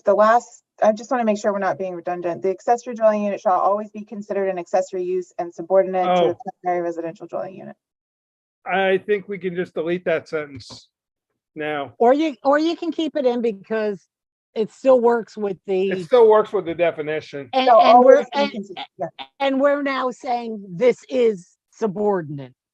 So that will fit into the definition Right. and no one will say, no, subordinate means a shed. Okay. There you go. I think we keep it. Mary Lou, should we add a section to this code that says that this should be added to the schedule of regulations as an accessory use? Or is that not necessary? It can just happen automatically? It would actually be, it wouldn't be in this code, but when you're doing the local law, you'd have section 1, this section shall be added, and then section 2 can be Okay, that Okay. it will be added to the okay, schedule of district uses. okay. So I can add that when I do the local law for Right. to transmit to the because I still have to do the seeker part 1 as well for this. Right, and but when when you pass this, you're gonna have it in local law form. Right. So on your But local law normally when we form, refer it to the county, we have it in the local law form to refer it to Right. the county. right, so you'll just have that. This will be like section 1. Okay, Section 2 will be that it will be added to the schedule of district uses, and then section 3 would be, it's upon filing with the severability and- Secretary of yeah. State. Yeah, Yep. the severability clauses and all those. Okay, And Michael and Charlotte, you'll know what we're talking about when you see it. so with all that said, then I'd ask for a motion to send this to the Ulster County Planning Board and the Town of Rochester Planning Board for comment, and to ask the clerk to, well, no, the clerk just has to notify a public hearing, right? So this is just a referral to the Ulster County Planning Board and the Town of Rochester Planning Board for comment. That would be one motion, and then the second, Yeah, so I'll make that motion. I'll second. Any discussion? All in favor? Aye. Aye. Aye. Opposed? Abstain. Okay, next, for public hearing, if we're gonna refer it, basically the end of this week, it's gonna be done at the county planning board on March 2nd. It'll be done on our planning board on the 14th. We could have the public hearing at our workshop meeting on the 16th if we wanted to. We could also have the public hearing following our audit of the bills on the 24th if we wanted to, or we could do it on our April 6th meeting, whatever the board wants to do. I'm gonna vote for after the audit meeting, just because our workshop meetings tend to be very lengthy, so. Yep, I know. I like that idea. Okay, why don't we say at 7 PM then, and then we just have to hustle to get the bills done in an hour. So I'll make a motion to set this for public hearing for Thursday, March 24th at 7 PM at the Harold Lipton Community Center, or as a hybrid meeting pending the governor's executive order, and to authorize the clerk to circulate notice of the public hearing. I'll second that. Any further discussion? All in favor? Hold on, Mike, aren't our audit meetings the last Thursday of the month? You are correct. It would be the August, March 31st then. 31st. Thank you for that correction. Yes. Sorry, I looked at the Okay. calendar wrong. Very good catch. So we'll restate the motion. Public hearing held on Thursday, March 31st at 7 PM. Adam, you still second? Still second. Okay. All in favor? Aye. Aye. Aye. Opposed? Abstain. Okay, thank you, everybody. Let me make sure I save what we just did. In the interest of time, unless somebody is really opposed to it, I'm gonna skip the Recreation Commission local law. It's not that urgent. I'll bring it back at a different time. I'd really like us to talk about the website RFP. I put together, based on our conversation and based on the RFPs of past, I put together an example for us to talk about.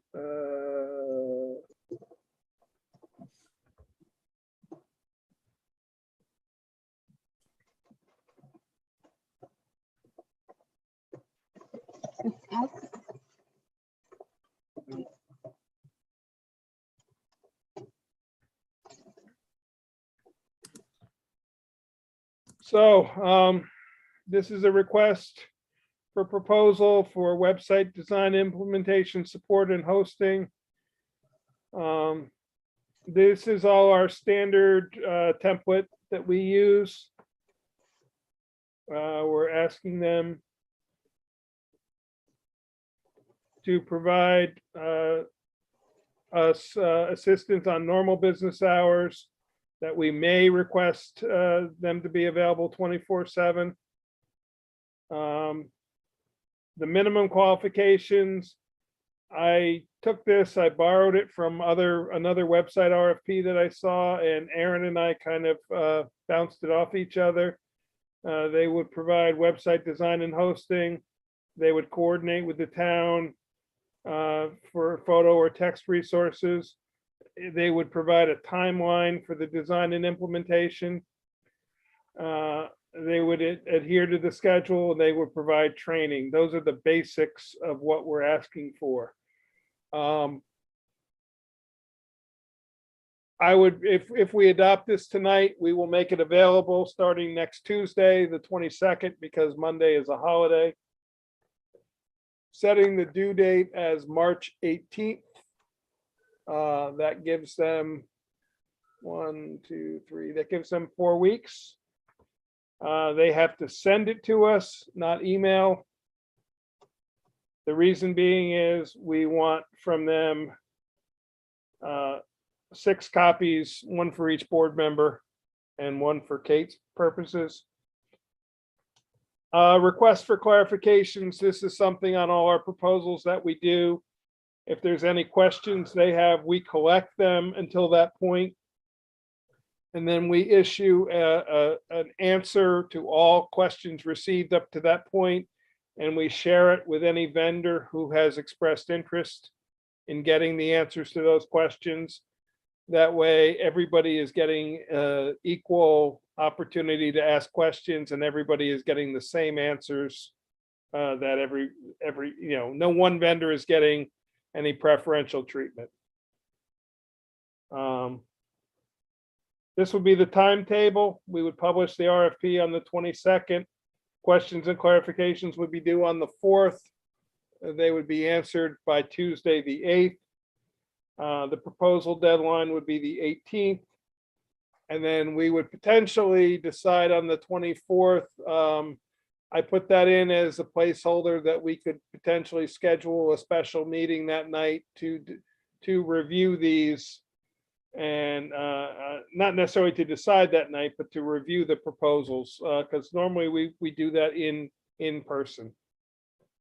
I made this a 3-year contract,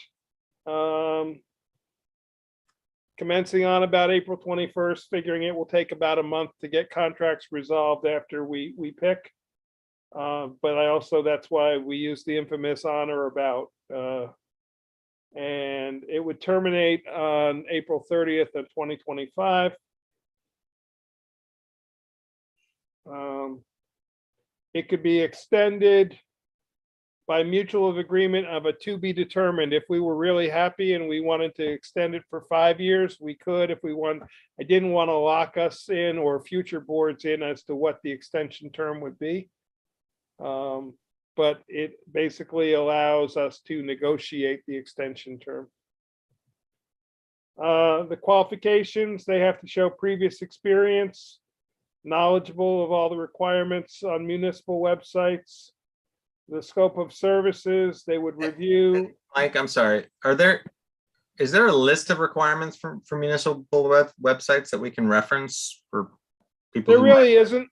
It's pretty much whatever we want it to be. There are no requirements because there's no requirement that we have a website to begin with. So Right. The only requirement I can think of is that it be handicap accessible. yep, and that is And that's in here somewhere, that right? is in here. Yep. Yep. Yeah. So I wouldn't want to like eliminate possible people who would want to respond to this because they say, "Oh, I've never done a municipal website." So I don't know how the board feels, but Well, we say should, we don't say must. So, Okay. and bear in mind, when I get down to the scoring, we're not automatically eliminating anybody. When we score it, and I'll explain the scoring when we get to it. When we score it, it's each individual board member scoring it independently. And then we've done this several times. We put all the scores together and average them out, and it works. We've done it twice now, 3 times now, and it's worked well all 3 times. okay, but we do say must Mike? have. Right, you say shall have the following Oh, there we do. qualifications. Okay. I'll change that to should. And then the first bullet is must have Must. previous No, experience. that's what I mean. I'll change the first bullet to should. Okay. Right, but Second. above it, it says shall. Okay. You want to just take out the qualification section? Or we could just say desired, preferred qualification, preferred experience. Okay. Something. I understand the gist of what you're trying to say. If the board will give me the latitude to change that wording to indicate what Michael is saying is preferred as opposed to shall. If the board is okay with that, because this is a PDF right now. I don't want to take the time to go back into the Word version and change it all now, but I'll be happy to change it. The scope is determine the town's needs for an updated and redesigned website. It needs to have a single landing page, and which needs to be townofrochester.ny.gov. I took a lot of these from another RFP for a website, and basically borrowed a lot of their criteria. Make suggestions utilizing examples until the design is understood. They need to provide the first draft of a homepage for the format, templates, and design. Then they need to work with the town staff, provide regular updates as agreed upon at the time of award. Present a finalized website on time and on budget. We would agree to whatever their schedule and budget is. Provide all necessary access to the website for town staff to have full control of the content. We probably should say designated town staff, because we're not going to make this accessible to all town staff, but the people that have editing power. Provide any necessary technical support, the length of the contract after implementation. Provide website hosting services, including not limited to software updates, website health checks, backups, search engine indexing, and security. The Google Analytics installation and monitoring, that tells us who's going to our website, where they're coming from, what pages they're going to. Other potential services that they could provide.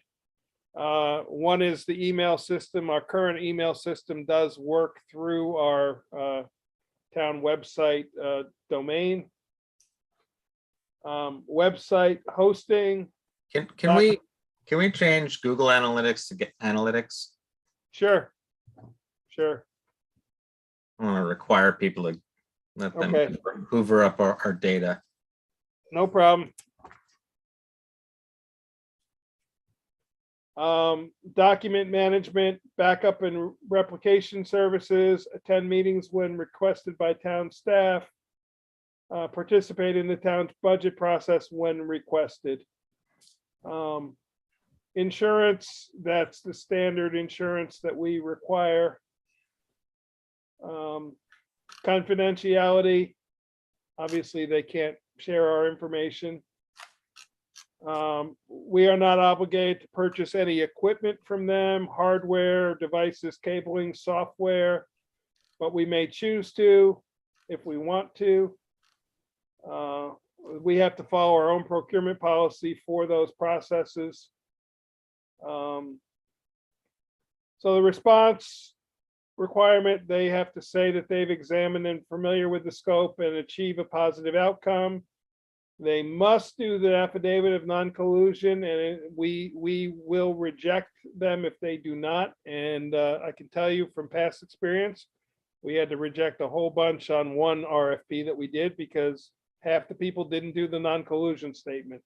We attach it to the RFP, so they have no reason to say they didn't know about it. They have to carefully. They include it, they just forget to sign it. Yeah. Yeah.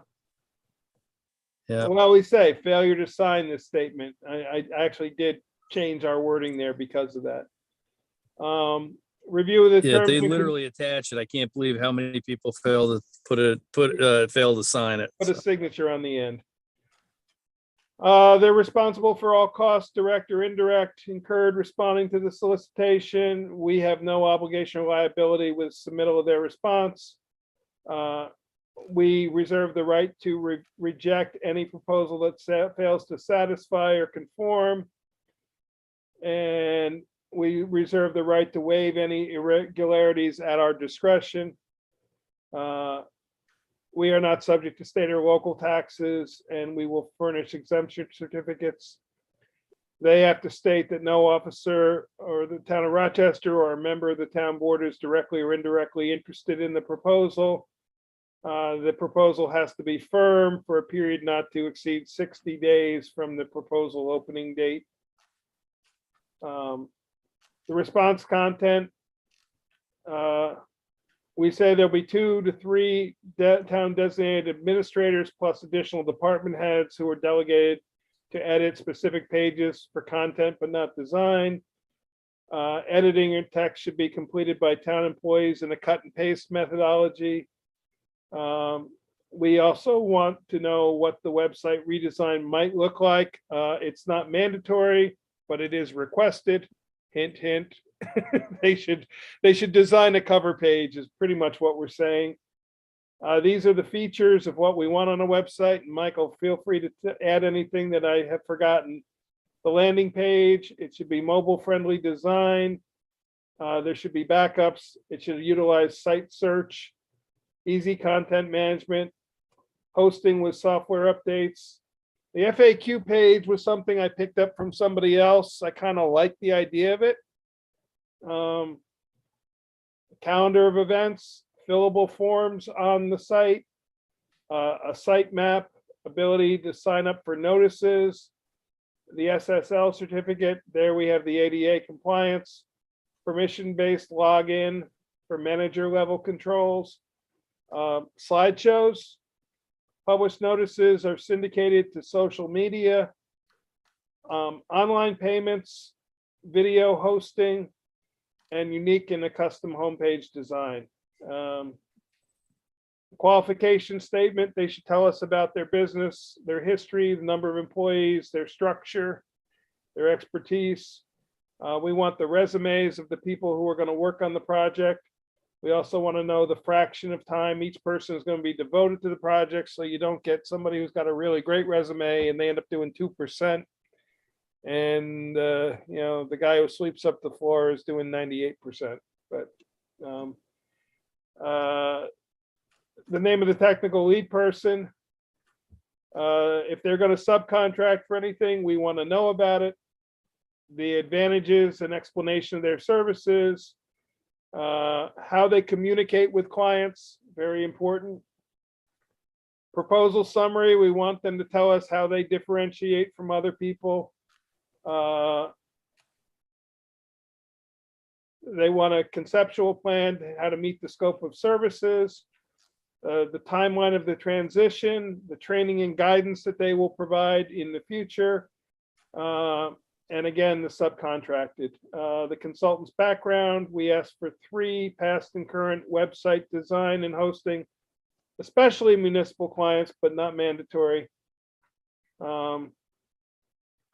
Proposed fee, I'm asking for a specific website design fee, an annual hosting fee for years 1, 2, and 3, including any change in annual pricing, any hourly rates that might be included above and beyond that for anything, and any additional financial investment that we might have to make in order to utilize their services. Hey, Mike. Yep. Just back up a little bit, the list of website features. I'm wondering if we should qualify that in any way. I don't know if you're asking in this that any proposal has to contain every single one of these features, or how about we say website desired features? yeah, well, I mean, the one is the ADA compliance. I think in secure, some of them like we want, but yeah, I was thinking something like that. Maybe next to ADA, we could put required in parentheses. Yeah. Well, there's a number of others that I think should be required. Site search, absolutely. Right. Most of these are required. maybe we go through and the ones that aren't required, we can say optional website features. How's Yeah, that? the fillable, I'd say the fillable forms on site, I would want to say that that's optional. I would really like that, but it might be challenging. I really want it to be not optional, quite frankly. I don't know why it's not coming up as a color. I mean, we can put optional and then cast a wider net and then refine. Yeah, I think the fillable forms though should be mandatory. Oh, I didn't want to do that. But I don't want a great web designer to not apply because they're like, I can't do those fillable forms. Yeah, they can sometimes Okay. cost. So I was just, Okay, so for let's go through the list then start from the top. Landing page is mandatory. Mobile friendly design, I believe should be mandatory. Backups, site search, easy content management, hosting with software updates. The FAQ page could be optional. Is that? Yeah. The fillable forms, we'll make that optional. The site map, depends on what you classify as site map. yeah, I think headers, the ability to sign up for notices, I think we want that. People want to be able to get that. The SSL, the ADA is mandatory. Permission-based login is mandatory. Slideshows could be optional.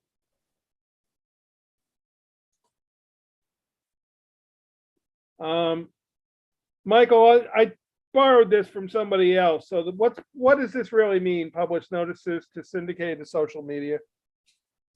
I mean, other people might know better than I do, but I just assume that means sending out blasts to various different. Oh, yeah. I believe it's going to link to our social media then is what. Yeah. Let's The make premise that of that. optional That as should well. be Because When we have them. we do it on our own. The online payments, we really don't need that through the website because we just have a link. yeah, we have Municipay. Yeah, so that will make optional. The video hosting, we can make optional. Oops. So I will make the highlighted ones optional. Is that Or you everybody in could, the other way to do it is break it up and say like, our new website should have these other things, and then on the yellow ones, you could be like, we are looking for, yeah, the phrasing you used on those, because we like all of these things. right. I'm just concerned of like, if they don't break out the cost for some of them, like. How about I say mandatory website features and desirable website features? Yeah. Okay. Let me just mandatory and desirable. Are we requiring people who propose to host, or would we consider taking a design and then hosting it ourselves? I would prefer that they host it. Okay. Because I thought there was a conflict where we say hosting and then somewhere we say like optional other things. Well, some companies do their own hosting. Most web developers are not actually hosting the website themselves. They just hook it up for you. They're like having the hosting through. Yeah, I mean, someone that bear they- in mind, Michael, we're gonna each score the proposals. I don't think we have to get that deep. I don't think we say, I thought somewhere we said that hosting would be required, and I don't know if it was in the introduction. well, the RFP it doesn't say it's You required. just passed There it, it Mike. is. It's other potential. Yeah, it's other potential. You scrolled too fast. I saw other and that's all I got. Oh, the other way around. That more.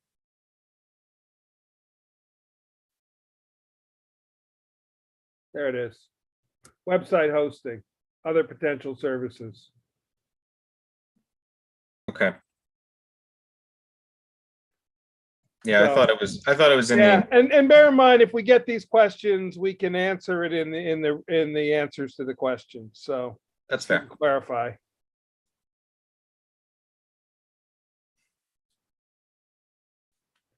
My experience is people are hungry and they, they put out an they put out an answer, whether they feel like they meet usually you don't have the other way around where they read it and go, oh, we're not interested. Usually, we got a ton of replies back on the last one.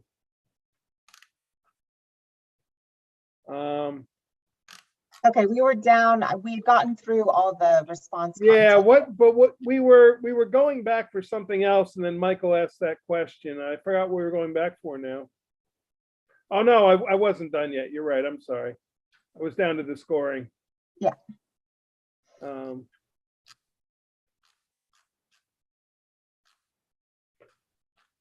So we'll evaluation, they would enter into a contract with us for the responsiveness and price criteria, but we're not committed to select or enter a contract with any organization.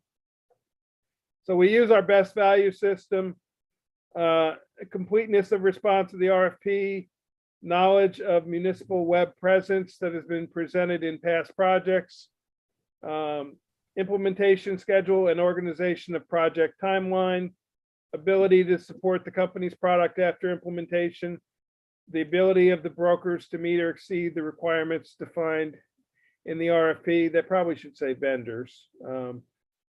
Fee schedule. Scores are tabulated. The way I did this is it's 2 scores, the maximum of 100 for the response score, the maximum of 60 for the price score. And I've added in a bonus of 10, a potential 10 points if we decide to add it. The combined is 160 plus 10, which is a 5-to-3 ratio. We also can eliminate proposals after the responsive section if they don't meet our minimum criteria. We also give ourselves the out that if we get 3 or less proposals, we throw the whole scoring thing out and we just pick from the 3. So this is how we will do the scoring. Each of us will independently evaluate and score based on the section below. We determine how they meet the objectives and using a point ranking. The average of the 5 scores is used to formulate the evaluation of each vendor. The maximum is 100. If they score 70 or less than 70, we don't score them further. I've made the 5 categories equal at 20 points. First is the quality and comprehensiveness of the general proposal. The second is the qualifications of the vendor. The third is their experience on projects of similar scope and the qualifications and experience of their people. The fourth is their timeline, and the 5th is their future support. In my mind, they're all sort of equal, which is why I made them all 20 points. Then we calculate prices based upon, we take the bidder's design fee plus the total of the hosting fee for the duration of the 3-year contract. We come out with the total cost for the duration of the 3-year contract. We do it on a relative basis. We take the 60 is the maximum. We multiply it by the lowest price divided by the bidder's price. So it becomes a percentage, and that equals their price points. We then add the 2 scores together, the average of the ranking and the score that they get for the price points. We also, if they can give us a value-added product that we find desirable, we can each rank them to give them up to 10 bonus points based on the value-added products that they can provide us. So their maximum is 160, but they could go to 170 with that bonus. And that is it.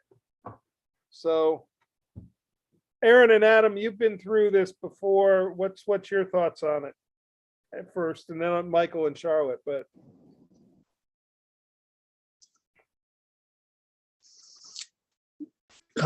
No, Mike, I think it's such a fair way to do it, and gets us an opportunity to weigh in and have our own opinions. I would just recommend for Mike and Charlotte that you rate it like Olympic judges. Keeping the values higher on the ones that you like gives you more weight in the total. Sometimes people will go like, I like this one, so I'll give it a maximum points, and I'll take 10 points off. The next thing you know, your number 2 and number 3 don't carry nearly as much weight. So like I said, just be careful the way you rate them. Mike, are we doing any bonus points for locally owned, minority owned, veteran owned, anything like that? I wasn't specifically, I figured we do say the minority owned are encouraged and women's business are encouraged. I thought that could be addressed in the qualifications of the vendor or the bidder's experience, the qualifications of the vendor. I wasn't doing specific bonus points for it. We could. The bonus points idea kind of popped. Like I said, I don't. Yeah. Yeah, I would just say that those things, I don't know if they, if under qualifications, if a veteran-owned business would be more qualified than a non-veteran-owned business. But if there were to be a tie and one was worth one more point, that would give it an edge. If all things were equal, say our point totals for some reason came up to an exact I want to total, go back to the but the bonus minority owned points here. business would get the extra point. Yeah.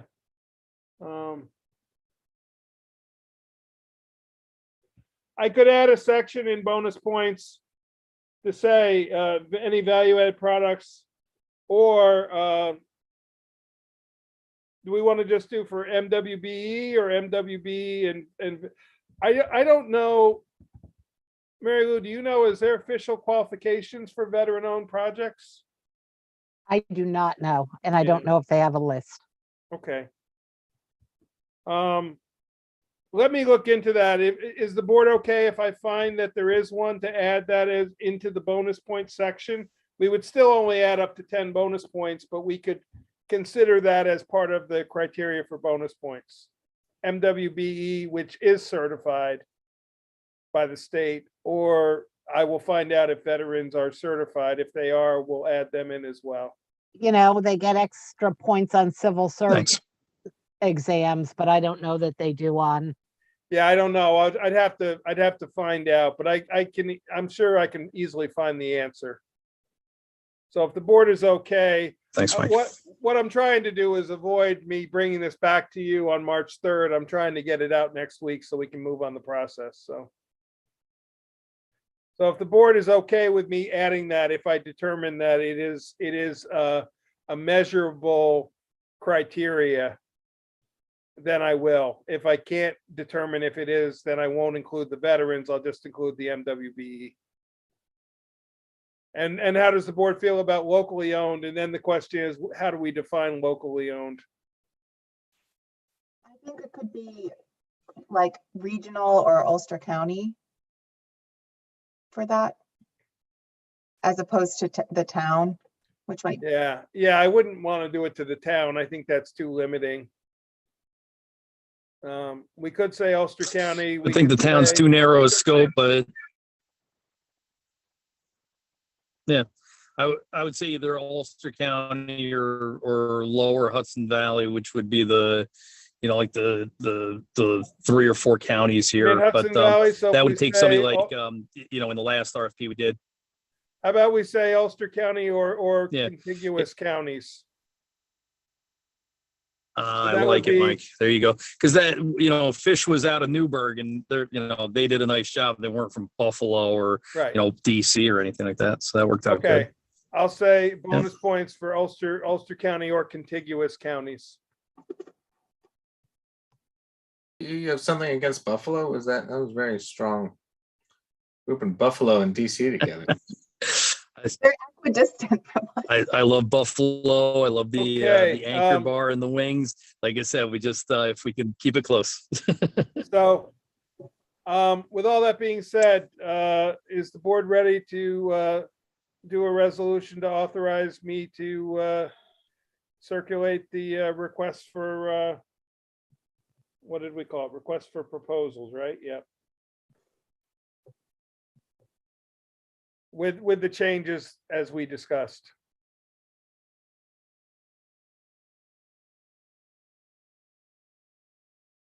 Aaron, I know you had a lot of work that you put into this. Do we need to tweak this, or do you feel good with it? I feel good with it, and it's very thorough. The only thing that,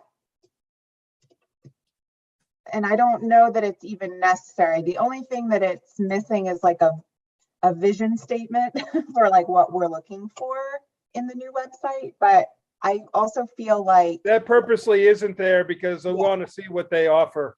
right. And Yeah. that's what I was about to say is I feel like the issue with that is, hopefully we're going to get ideas that we didn't have before from some of these. So I considered putting that in there and I figured they're the designers. Let's let them wow us and we'll tell them what we like and don't like. That's my opinion on it. So. I mean, the vision is there for what it has to do, just not for the appearance. yeah, So. or just like ease of use and those sorts of things. But I think I'm comfortable with putting this out. The only possible thing I would consider is, do we want to be explicit about our expectation in terms of the amount of design time that's spent on it?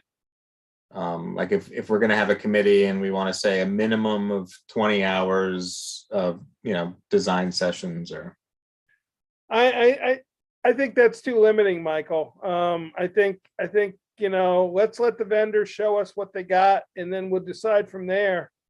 Because we're going to negotiate a contract after this. okay. That's the beauty of this is a request for proposal.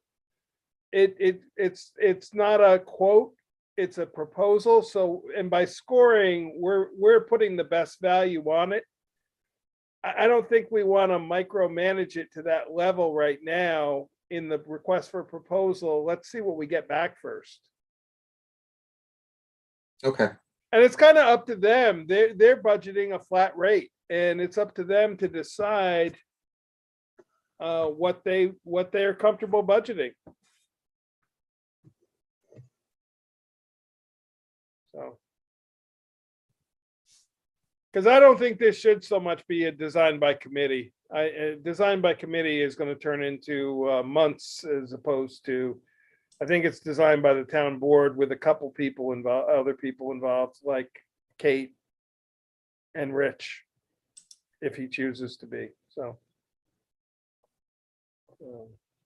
that's my opinion anyway.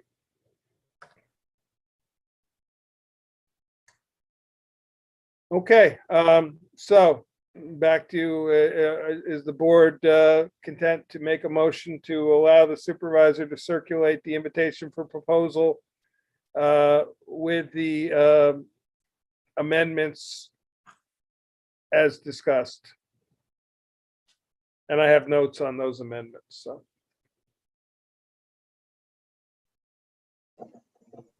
I'll make that motion. Okay, and do I have a second? I'll second. Okay, any further discussion? All in favor? Aye, Aye. opposed? I Any abstentions? Adam, actually, if you're gonna vote, you gotta be seen, sorry. Otherwise, your vote doesn't count. Actually, because of the waiver Oh, of the because of the open meetings pandemic, he's law, okay? yeah, it can be telephonically. Okay, never mind then. I take that back. Last And night I'm at the a- legislature meeting, Victoria was chatting with the legislature. Just having a minute or two more. You're breaking up like crazy, Adam. We can't really get you, so. And I'm gonna abstain. I just don't feel at this point in the night, like I'm not processing what we're saying at this point because it's so Okay. late and I don't feel comfortable voting on this. Okay.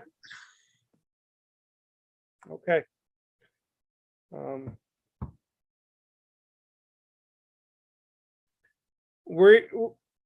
What I'll say is with all the things we want to get done, we either have to have more meetings or we're going to have longer meetings, one or the other. We got to add another meeting every month or, and I apologize, but these are all timely things.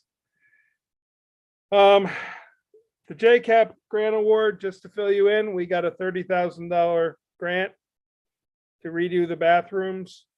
The original quote for the was in the $70,000 or $80,000 range. We don't have to make decisions tonight. Obviously, if we're going to move forward, 30,000 of it will pay for toward it. We're going to have to make up the difference out of general fund. I wanted to bring it to your attention. What I'd like us to do is on the third, to discuss it and how we, if we accept the grant, if we don't accept the grant, I think we should. Obviously, it's going to pay almost half. And we desperately need ADA compliant bathrooms there at the courthouse. Mike, I don't know if I botched it when I was naming stuff, but the one that I had marked assigned to resolution T was not related to that. It was related to the courts. So I don't know if I screwed something up renaming. No, this is the It court. is the courts. JCAP is court. Got it. JCAP is Yes. Justice Court, something program, assistance program. Okay, So so it's just the letter then. Yes. They apply and then we have to accept it because they don't. Got it. Okay. So the judges apply with our acceptance of them applying. The maximum you can get is 30,000. We submitted the proposal to them. We were awarded the maximum, which is the 30,000. But if we're going to move forward with the project, which I think we need to, just bear in mind that we will have to fund the balance of the project. Also, obviously, for a period of time, those bathrooms will be out of commission.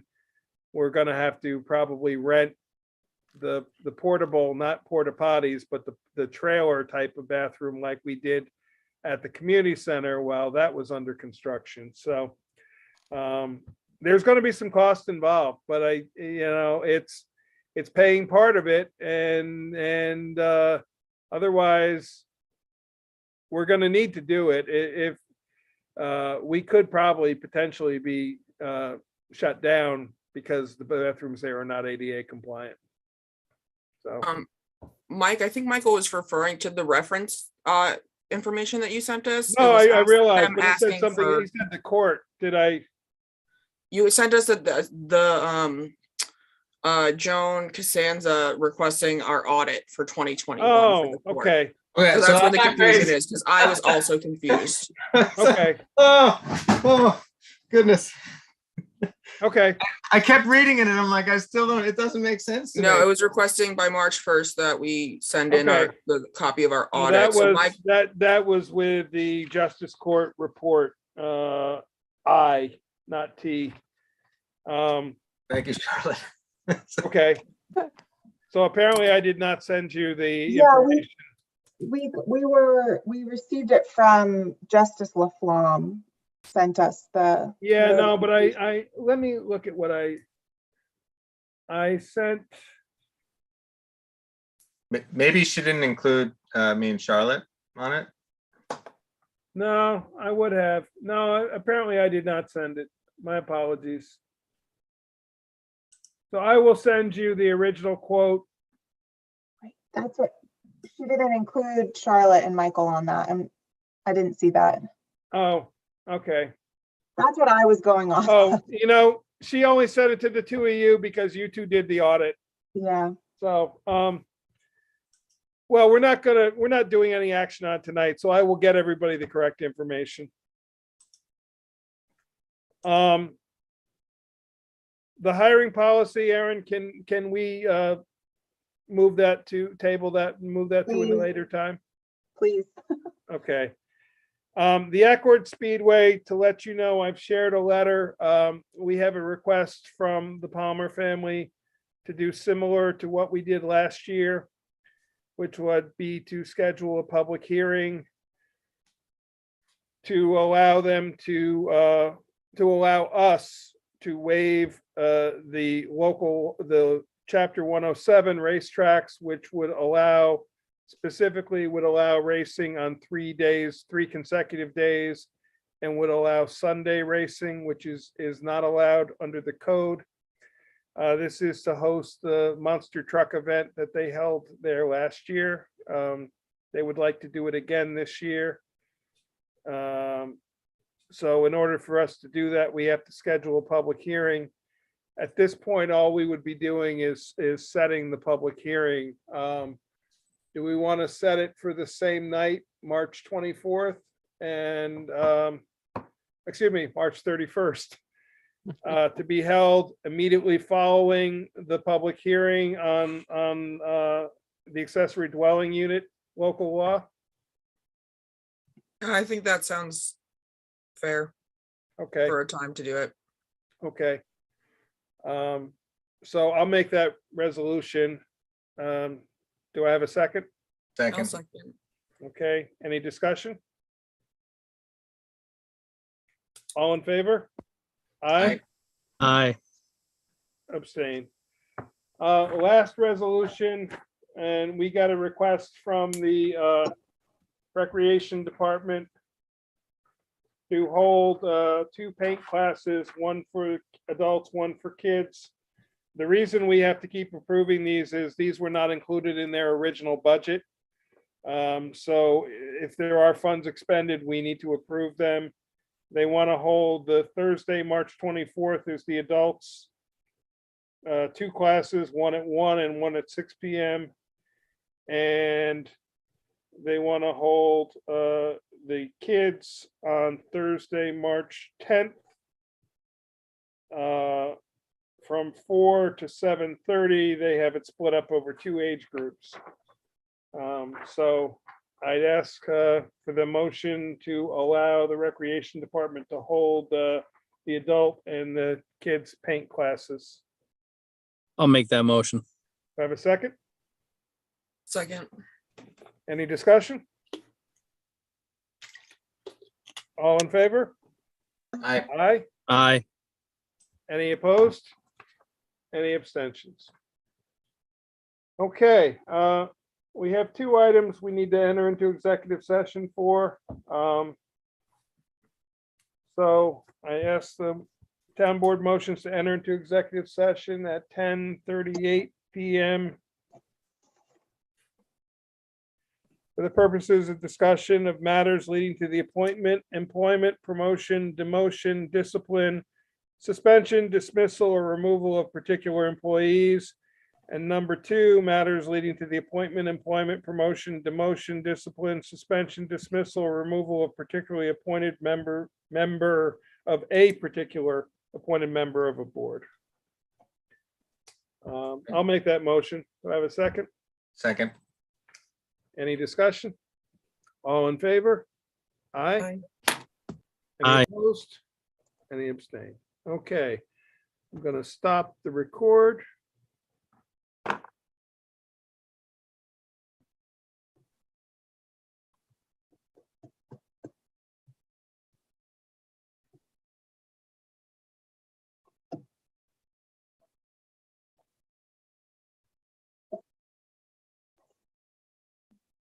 And we're gonna, sorry, wrong screen here.